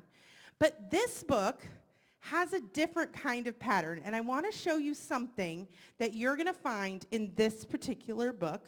I'm going to trade you that, and I'm going to get my board. Yes, I do. And I'm going to show you very quickly. So in our structured literacy lesson, we just learned, does that work? There we go. We just learned about some of those words that we could blend together. So I want you to look at one of the words that we were looking at together. So let's blend this word. Here we go. Let's blend that together. K, it, kit. Wow. I want to show you something. That middle sound, what does it say? Eh. Right now it's making the short I sound. Eh. I want to change it and I want to make it say I. Here's what I'm going to do. I'm going to add a silent E to the end. That silent E doesn't say anything, but it's going to make that I, instead of I, now it says I. Let's read this word. Kite. What's my word? Kite. I want us to practice another one that we looked at together. This is my word. Ah. Now, I'm going to do the same thing. I want to make that not say ah. I want it to say A. So I'm going to add my silent E. It's hard to write upside down. And now I have the word 8. Yeah. So you guys now see that there's a pattern to this, right? So here's one last word that we did. B, I, t. Now I want to change that I to make it say I. So now I'm going to add my E to the end. And now my word says bite. So we're going to find a lot of these words in our book today. These words that have that silent E on the end, and we're going to get to practice making that vowel say the long sound instead of the short sound. So at this point, now that I've kind of taught you something, I would introduce this book to you. So I will tell you, this book is about the Tyrannosaurus Rex, and the Tyrannosaurus Rex is commonly known as the T-Rex because he is the fiercest of all the dinosaurs. And in this story, the Triceratops is the one that he is going after. And so in this story, we're going to learn about the Tyrannosaurus Rex. I'm going to tell you as adults, there are a lot of words in here that have that silent E, where they're going to make that long sound because I want kids to be able to directly practice and decode what I've just taught to them. So at this point, I'm going to let kids read. I'm going to listen and I'm going to coach into them and I'm going to say, oh, I noticed that you found that word bite, but you read it as bit. Let's see if we can go back and talk through that word together. Oh, I noticed that you stopped on that word pine. Oh, why did you stop on it? Did you see something in there that maybe was a little tricky for you? Let's see if we can use our phonics skills in order to decode that word. And I'm going to coach into kids as they are reading so that I can make sure that I'm meeting their individual needs and not their needs as a whole. And then at the very end, I'm going to tell them, I'm going to say, we are going to go back to this story. And I want you to turn to page 12 or page 13 or page 14. You can pick any one you want. And I want you to see if you can find some of those words that match our silent E long vowel pattern. And we're going to write some of them down. And so now we're going to use our skills to write, because we have to be able to read it, we have to be able to write it and use it. And that is how I would do a decodable lesson.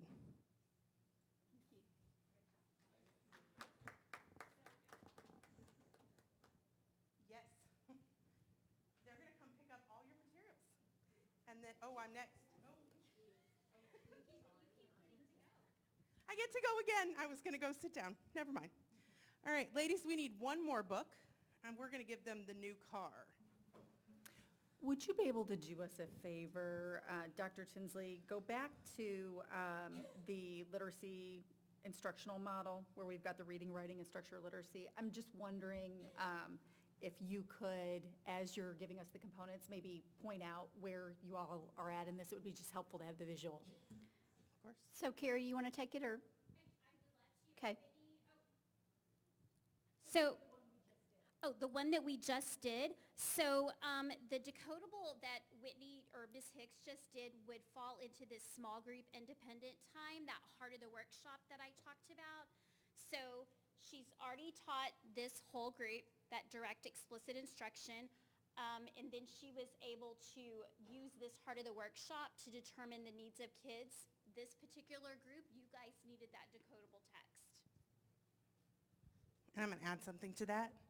I'm going to use it a lot right here, because I've got to come back to kids in writing. So my kids are writing, and I'm coming back. Oh my gosh, friends, remember what we learned earlier today in structured literacy? We practiced some of those sounds, and we know that those letters match those sounds. Let's see if we can write some of those while we're writing today. And so I'm going to pull it back in there too. All right, so now we're going to do a guided reading lesson. So at this point, my focus is to teach you how to be a reader. You have some decodable skills. You have some reading skills. And now I'm going to use this to teach you, as I tell people, to love reading, because these are just good stories, and we're just going to have a really good time, and we're going to learn how to be good readers. So, readers, this book is an animal fantasy. And an animal fantasy is a place where animals do things that they wouldn't typically do. In this one, they're going to be driving cars and trucks, and they're even talking. This is going to be a really fun book about a fox and an ox. And the fox just got a brand new car, and he's driving his car so fast, and he's so excited because the top comes down on his car. And then there's the ox, and the ox has this broken down old pickup truck. And the fox thinks that there's no way that ox and his broken down pickup truck are going to be as cool as he is. But in the end, we find that even the broken down old pickup truck has a purpose. So here's what I want you to do before we get started on this book. So take a minute and just look through the book and look at some of the pictures. As you're looking through the story, you're probably already thinking about some of the things that are happening. We've got our characters, the fox and the ox. We've got the broken down pickup truck. Looks pretty nice to me. We've got this fancy purple car. We get to see that fox showing off his fancy purple car. We get to see where he shows the top coming down on his car. And we get to look at ox over here going, oh, my truck doesn't do that. We get to see what else is happening in the story. There's going to be something that happens at the very end. I bet you're already thinking about what might happen. Oh, it looks like he's going to run off the road. I think he's going too fast. That new car is going to get him in trouble. All right, so go ahead and close this book. And I want to teach you about a word before we get started on this book. Because in this book, we're going to see the word truck a lot.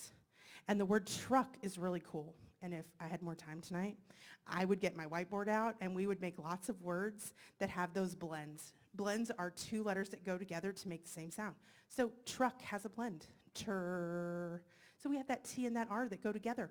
And we would practice, and we would look through this book and find other words that also have two letters that go together to make one sound. But we're not going to do that because we're short on time.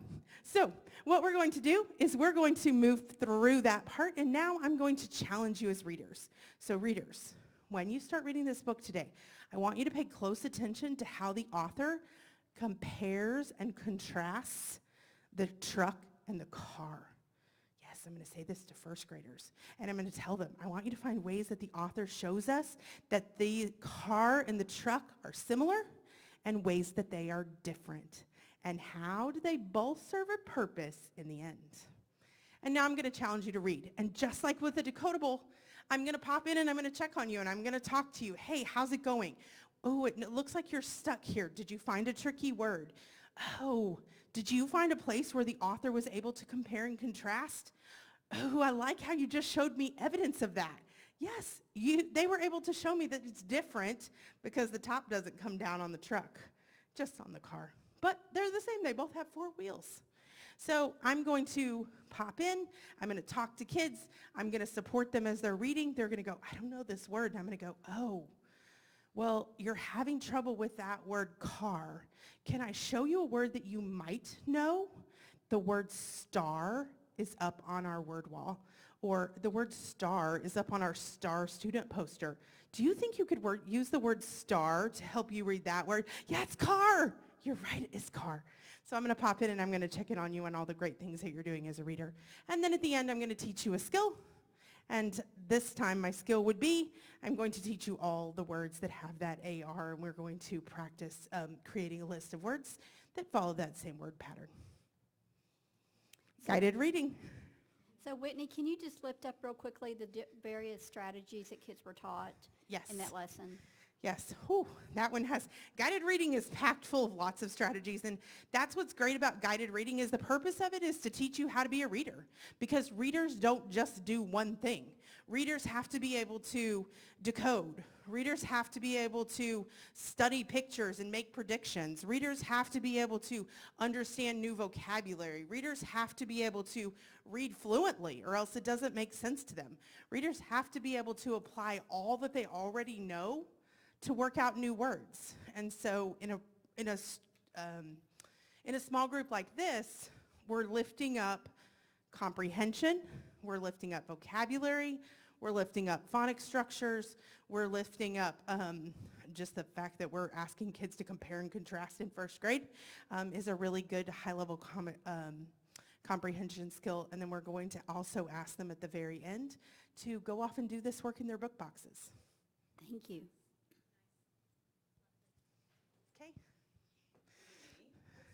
And that was it for me tonight. Thank you so much for having me. Thank you for letting me do what I love. I'm going to turn it over to Miss Austin. I think I'm going to manage by myself, but good evening, everyone. Save the best for last. So I'm going to model and just talk through a strategy group lesson. So to get us started, I'm going to pass out the actual lesson that I would prepare for students in my group.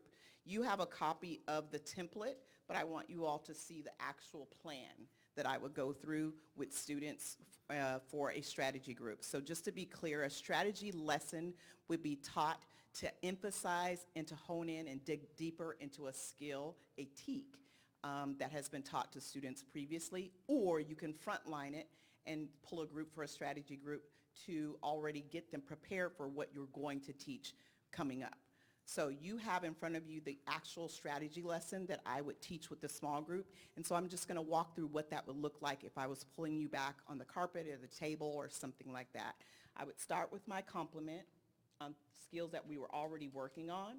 And that complement would pertain to a strategy or skill that we worked on maybe the day before, maybe we've been working on it for a while. So that complement would refer to retelling and paraphrasing texts that maintain meaning. Then I would set the purpose for our time together. Always want to tell students why we're coming together. I want them to know why they're there, because I have done an assessment or there's been an informal assessment during our reading time the day before as we did a guided reading group on a particular book. And so this time I want to focus in on, I want to teach you how to synthesize your thinking and determine the main idea. So when we're synthesizing, we're going to just shrink down a little bit what we've read in an article or a portion of a text, maybe a chapter book, so that we can understand and pick out that main idea. So for the sake of today, you would have an article that we would be expected to read together, or I would scaffold it by reading it to them, depending on the group of students.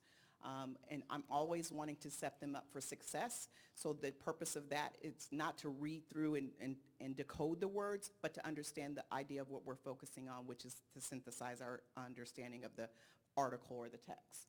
So before I do that, I want to visually show them the learning target. I'm going to put it somewhere that they can see it, on the table, on the floor, so that they can visually see that. And then I want to give them some connection to something. So you all are going to look at my anchor chart this evening because I worked hard on it. And so the connection would be to ice cream. So because we're synthesizing our understanding of what we learned or other skill, today we're going to first introduce it by synthesizing our understanding of ice cream.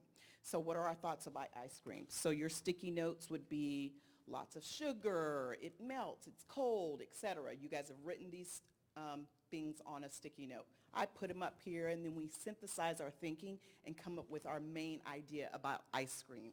So because I already appreciate what you all know about ice cream, I did that thinking for us. Okay? So I'm going to reveal that here. We would have done that together, but for the sake of this, thank you.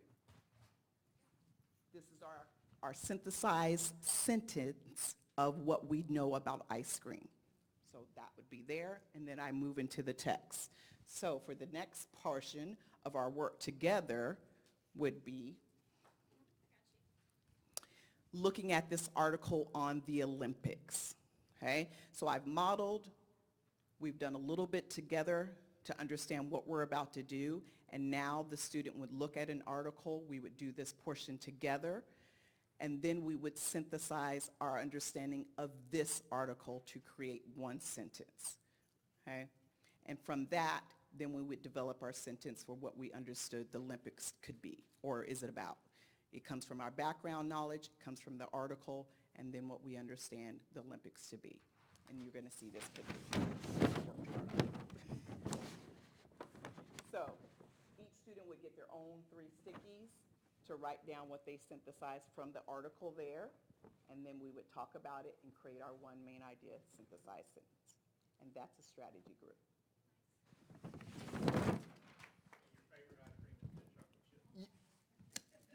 Yes, yes, you got the visual, exactly. Yes. So what you saw the structured literacy, the phonics lesson. That's whole group. You saw a mini lesson, which Carrie facilitated, that's whole group. And then you saw 3 different examples of what small group would look like, and that's determined on the needs of the students. I do want to go back to the instructional resources of what you saw tonight. So you saw a lesson from HM8, Structured Literacy. You saw the mini lesson from Units of Study, and then the books for the small group instruction, you saw the different books that were being used. You saw a leveled book with the guided reading. You saw decodable books, a book with the small group decodable lesson, and then authentic text is what you saw with the strategy group. Okay? Any questions for this Wasn't group? that fun? Oh my gosh, y'all did so good. Yeah, so.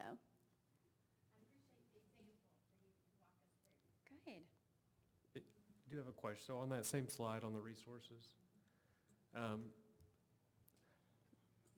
there's so many resources just for reading. Can you talk just a little bit about how we're deciding what our best options are for all of these different requirements? I think that's what creates the complexity with reading, is that there's not a one-size-fits-all when you're looking at the 5 components. Some of these resources we've had for several years, and our teachers are accustomed to using them. Sometimes the lessons are better in some resource than another resource.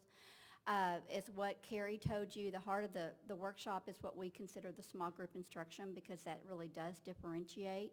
So when you're talking about the books for small group instruction, that is a significant number of books that we have to ensure that we have for our small groups, and then classroom libraries. Carrie, would you add anything to that as far as why so many resources? And my coaches can chime in as well, but oftentimes a resource like the HMH structured literacy, that is specifically to teach that component of our literacy block. And so it like Dr. Tinsley said, it's not a one resource fits all. So oftentimes we're tapping into different things so to teach the different components of our workshop model. And I think the other piece is that what we really try to pride ourselves on is that we want to honor teacher autonomy and the professional choice that they have on knowing their kids and what the best approach is going to be. We all agree that we work within the workshop model and that framework, but then they have the choice as a team based on what their data is telling them to determine what lessons and what resources we're going to best fit that need. And are they able to go beyond these lists of resources, or how does that work? They are, as long as, now keep in mind that, remember, as instructional resources, we did put in place several years ago a criteria, because we had some resources that had not gone through a proper vetting process. And so if there's a resource that a campus needs to bring forward, we have a process that they submit for approval. And those are pretty common. That we do receive those, not just in the area of literacy, but across all content areas. So yes, they have that option. And then I know I don't know which House bill it was or which law that changed, but it was talking about things needing to be available through portals. Can you talk about that a little bit? The parent portal was with House Bill 1605. And so that was one that came out that that's on the side of the publishers. So any new resources that the publishers come forward with, they are to provide a portal that the districts can post on their district website to where they can access the resources. Now, all of our resources, if a parent wanted to come in and review these resources, if I say, well, I want to see your language art resource, there's not one resource, there's quite a bit here that we would schedule, have a parent come in, and we would have those available for them to review. And then last question, I remember sometimes we've had presentations when we're considering a new resource or changing, or if there's different requirements change from the state, that then there's a formal process, and there's time periods that people can come in and review options we're considering. Sometimes that happens, and then sometimes, like, I don't remember that happening, for example, on this 2022 Hegarty. So maybe speak to when that happens and when it doesn't. Some of these, when you're having, like, I would assume, I wasn't here, but I would assume the last big reading adoption was the units of study. I would assume the district would have gone through that process that we went through, to where we have a committee of teachers, administrators. We have where they make sure that they're listening to the publishers, and they're looking at the text, the standards, to make sure, and then they move forward the recommendation. There's a viewing opportunity for community members and parents to review those, but that's usually a pretty big adoption.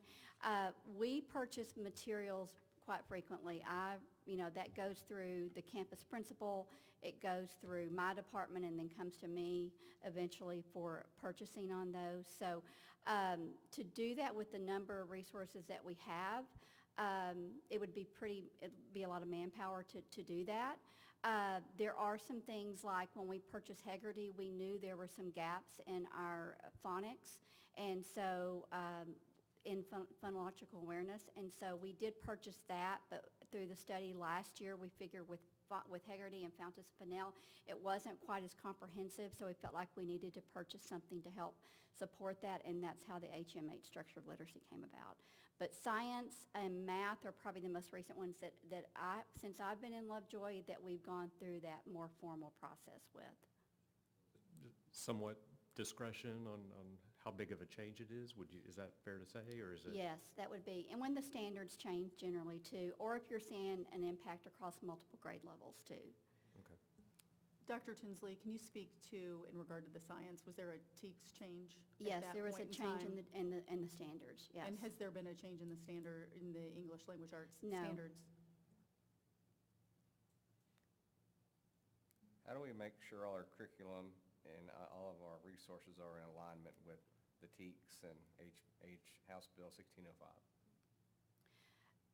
We make sure that they cover the 5 areas of science of reading, which is phonological awareness, phonics, comprehension, fluency, and Vocabulary. vocabulary, yes. So we make sure that our resources, our teachers have access to those resources that can cover each of those components.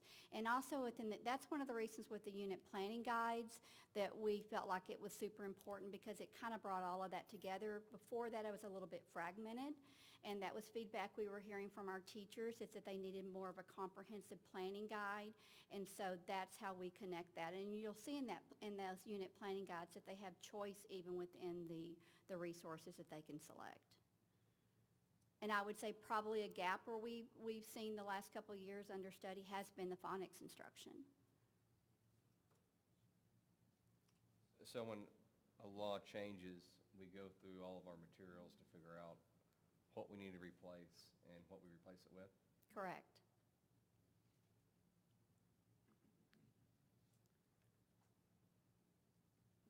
I had a question too, with regard to HB 1605. I understand that it attempted at least to define high-quality instructional materials and then directed the SBOE to adopt those certain specific high-quality instructional materials. Is that process still ongoing, or has it happened already? It's still ongoing, and Erin, you want to speak to that? We were talking about that today. We still have not received a final list from the state on those instructional materials that they are moving forward. They've released the rubric that materials will be assessed with, and publishers have to submit their product to be assessed by that rubric. And then hopefully soon we'll be getting a list of approved resources. Do we evaluate the resources we're using against all the other, what we consider our peer districts, and how, or is that really not part of the consideration? It's part of the consideration. I think we're looking at several factors when we look at our students. We're also looking at where maybe our gaps may be as a district. We do collaborate with some area districts to seek an understanding of how they're using the resources and how they're integrating these into their curriculum documents. Do we have any indication from SBOE if we're using something that's not going to be on that approved list? Is there any way to know that? We don't know that yet. Even some of our resources haven't been submitted to be reviewed, so. With the implementation of this definition of high-quality resources, we're going to be looking at evaluating our existing resources against that and then evaluating opportunities there. Absolutely. One of these resources, I guess, is one that had previously contained the requeuing, and I'm assuming that was taken out with the revisions? The units of study had some lessons incorporated into there that did include the 3 queuing systems. When we built our curriculum unit planning guides, we purposely did not put those lessons into those unit planning guides, so even moving into the year, we did not have those. So what we did with K2, because that's primarily where they were, we did purchase the updated version of the units of study for our K2 teachers. And that lesson that you heard Carrie provide tonight was part of that new units of study in K2 in first grade.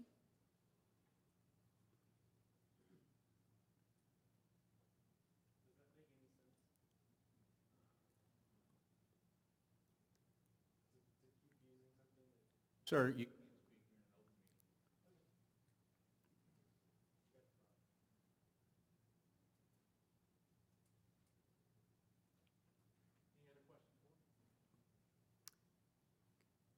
I just want to lift up that we have scheduled on September the 25th early literacy parent information meetings. We're going to basically try to engage our parents into what a glimpse inside the classroom, similar to what you saw tonight. We're just going to go a little bit more in depth. We'll have the instructional resources there available for parents to preview, and also our unit planning guides. The unit planning guides are really our internal documents. We don't publish those out because those are curriculum documents that we create as a district that kind of, like I said, pulls all of that together. But we're asking if parents are going to attend, there'll be an RSVP that we'll send out, but that'll be going out this week and connect with Katie. All right. Thank you for the presentation, Dr. Tinsley, and thank you, staff and team, for spending your evening with us. And I know you've had a long day, so we appreciate your time.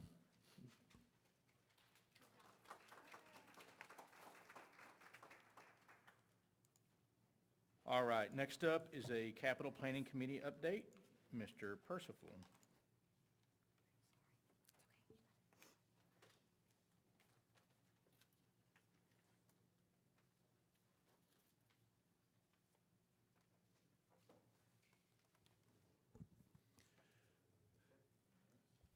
Good evening, Board.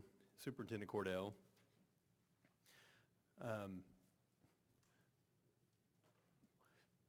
In an effort to make sure that everybody is calibrated on our capital planning process, I'm going to briefly go through kind of the charge for the committee.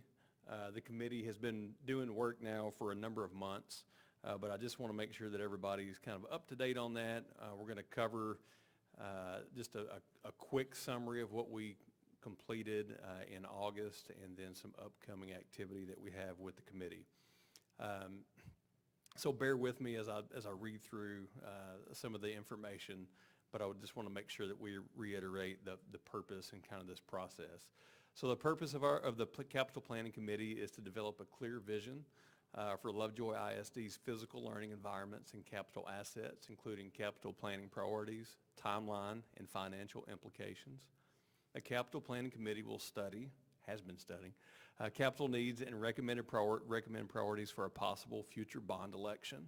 This could include items such as facilities, fleet, technology, furniture, fixtures, equipment, and other items.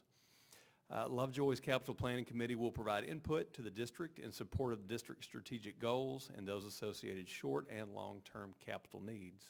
The Capital Planning Committee will strategically balance the district's identified capital needs and long-term financial decision-making in an order to achieve Lovejoy ISD's mission and commitment to the Lovejoy experience. And again, this is information that all happened prior to our first meeting, but I just want to make sure everybody's up to speed. To help the district plan for the future, the Capital Planning Committee is also charged with reviewing data in regard to the district's current and long-term capital needs, developing an understanding of public education delivery models and what's needed to best support instruction, understanding the district's current capital needs and funding methods available to develop recommendations that are fiscally sound, identifying opportunities for prioritization in the capital planning process, considering the educational needs of all students and aligning recommendations with the district's mission, vision, and goals, and representing the entire school district community's values, priorities, and perceptions. So all recommendations made by the committee will align with Lovejoy's mission, core values, graduate profile, and district priorities. The Lovejoy's Capital Planning Committee will build support and investment in this initiative with staff, students, and the community by maintaining transparency. The focus will be on providing student learning and student opportunities in a sustainable manner. We'll be cautious not to be short-sighted in long-term impact of the decisions that are made. The Capital Planning Committee serves in an advisory capacity, and in this role on the Capital Planning Committee, members will put district interest above personal and business interest. So just a quick shout out to the over 20 current community members that serve. And we had a total of 6 committee meetings that happened throughout the spring. We've had 1 committee meeting so far.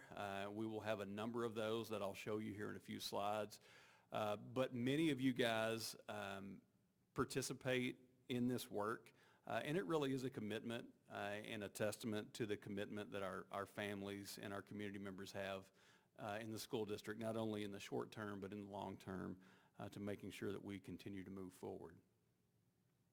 So on August 27th, this was our first meeting of the semester. We did a review of the process, provided an outline and a schedule for our work together, and discussed the overall long-range facility process and what that would look like. Talked about schedule and goals for the committee as we kicked back off in the fall. The charge to the committee, again, we clarified that just as a recap, and emphasized everyone's role in developing a comprehensive long-range facility plan for Lovejoy. A facility assessment was shared, so we engaged with VOK Architects. That was approved by the board in June, and that firm came out and did bridged kind of together some assessment data that was provided by another vendor previous to the summer, along with findings from the 6 meetings that we did and the tours throughout the spring with the committee, and has provided all of that back to the committee this first meeting. And there was a focus on some mechanical, electrical, plumbing, and we had conversation about traffic flow challenges in and around the district. We also talked about some renovation approaches. We reviewed the expected life cycles for our major systems and discussed the logic behind a 20-year renovation strategy that we will utilize as we build out the plan. And then this is just a couple of photos of the committee work and some of the table talk breakouts that happened that night. And so our next meeting will actually be tomorrow night at 6 p.m. And the VOK will present some curation findings. So members of their team came in and met with the superintendent and the superintendent's cabinet to really look at the culture here in the district, the vision of the district, and how that ties into teaching and learning. So tomorrow night we're going to talk about those curation findings, and we're also going to look at teaching and learning here in Lovejoy. And so those top 4 dates you'll see, we've already had one of those. Another one is tomorrow night, and then we have another one in September, and then that last long-range facility planning meeting will happen in October. And then we're going to, there'll be some board consideration and a draft charter that will be presented later this month at the regular board meeting. And if the board authorizes that recommendation, there are some draft bond committee dates that will take us throughout the fall and into January. So should the Board of Trustees approve a charter for the formation of a bond planning committee on September 30th, which will be later this month, there'll be an opportunity for additional parents and community members to engage in this process. So all current capital planning committee members would have the opportunity to continue on the bond planning committee, which we're going to highly encourage they do so. There'll be an open application to parents and community members that would like to join. And that application, pending board approval, will be open on October 1st, and the application would close on the 14th. And communication of the committee acceptance status will be posted by the end of the day on October 16th. I know I ran through that really quickly, and I'm trying to be respectful of everyone's time, but I'm happy to answer any questions that you guys may have. Questions, board?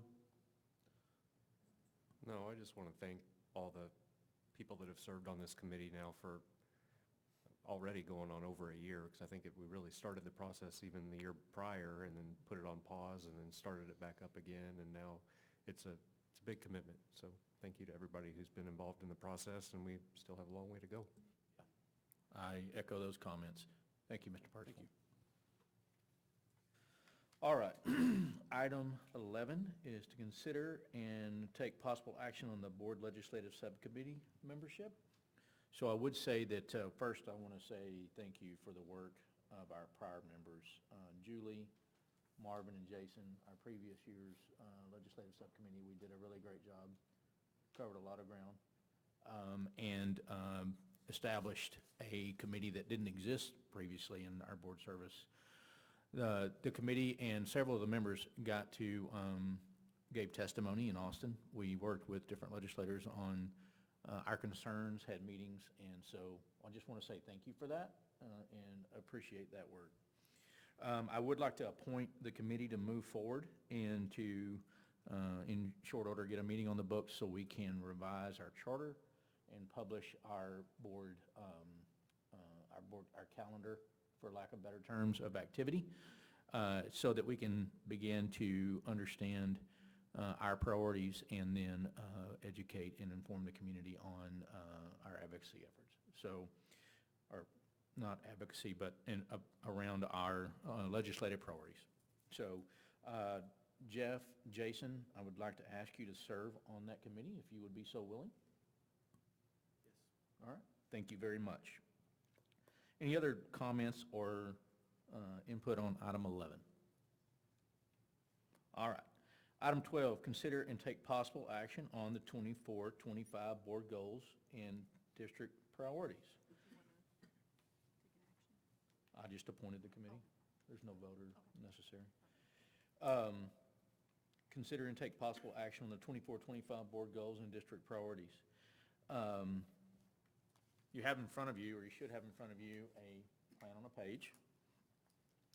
And so it outlines a few things, and I'll just run through it. Our district mission is to propel every person to personal excellence. Our core values are identified in One Heart, One Lovejoy. Kids come first, and best today, better tomorrow. District priorities: Lovejoy ISD students will live our legacy of excellence by learning at high levels and graduating life ready. Lovejoy ISD will value employees as our greatest asset in serving students. Lovejoy ISD will prioritize community connection and communication. And Lovejoy ISD will strategically plan for the safety and security of students and staff, financial sustainability, and effective operations. On the back, or on the other side, our board goals. Number 1, safety. The Lovejoy ISD Board of Trustees will support a safe and secure environment for all students and staff. 2 is people. The Lovejoy ISD Board of Trustees will support employee satisfaction and morale. Item 3 is learning. The Lovejoy ISD Board of Trustees will prioritize high levels of student learning by supporting our 5 culture commitments and professional learning communities, and those commitments are listed down below. Relationships, learning, collaboration, results, and fun. Innovation. The Lovejoy ISD Board of Trustees will foster a culture of innovation. And governance. The Lovejoy ISD Board of Trustees will prioritize transparency and operate in a governance role. So with that, I present you those, the plan on the page with all those items outlined, and would consider discussion or a motion.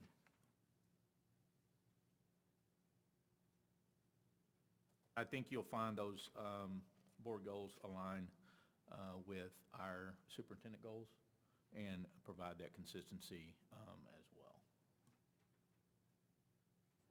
So just a little history, we really already kind of discussed this as a board in our team of 8.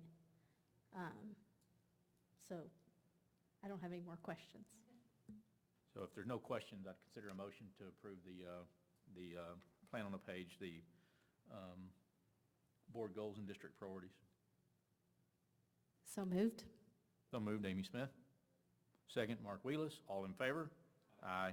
Opposed? Thank you very much. Item 13 is to consider and take possible action on the 24-25 board norms, protocols, and operating procedures. And you all have those printed. You're no stranger to these. One thing I will add to the discussion is that we will be having a team of 8 where we'll further discuss these as well, both from a training and evaluation perspective. But I propose these for adoption for the 24-25 school year. And just to clarify, nothing's changed in these from the last prior years? That's correct. No changes have been made.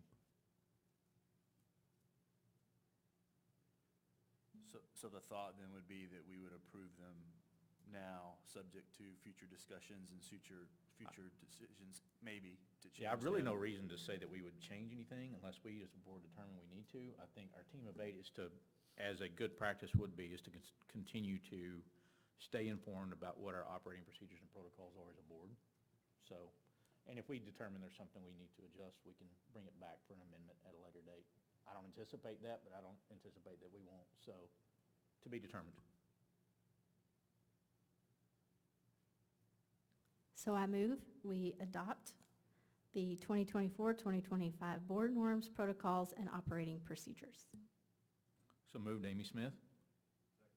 Second, Jason James. All in favor? Aye. Opposed? All right. And with that, unless there are any announcements, Ms. Cordell, we would be adjourned. Thank you.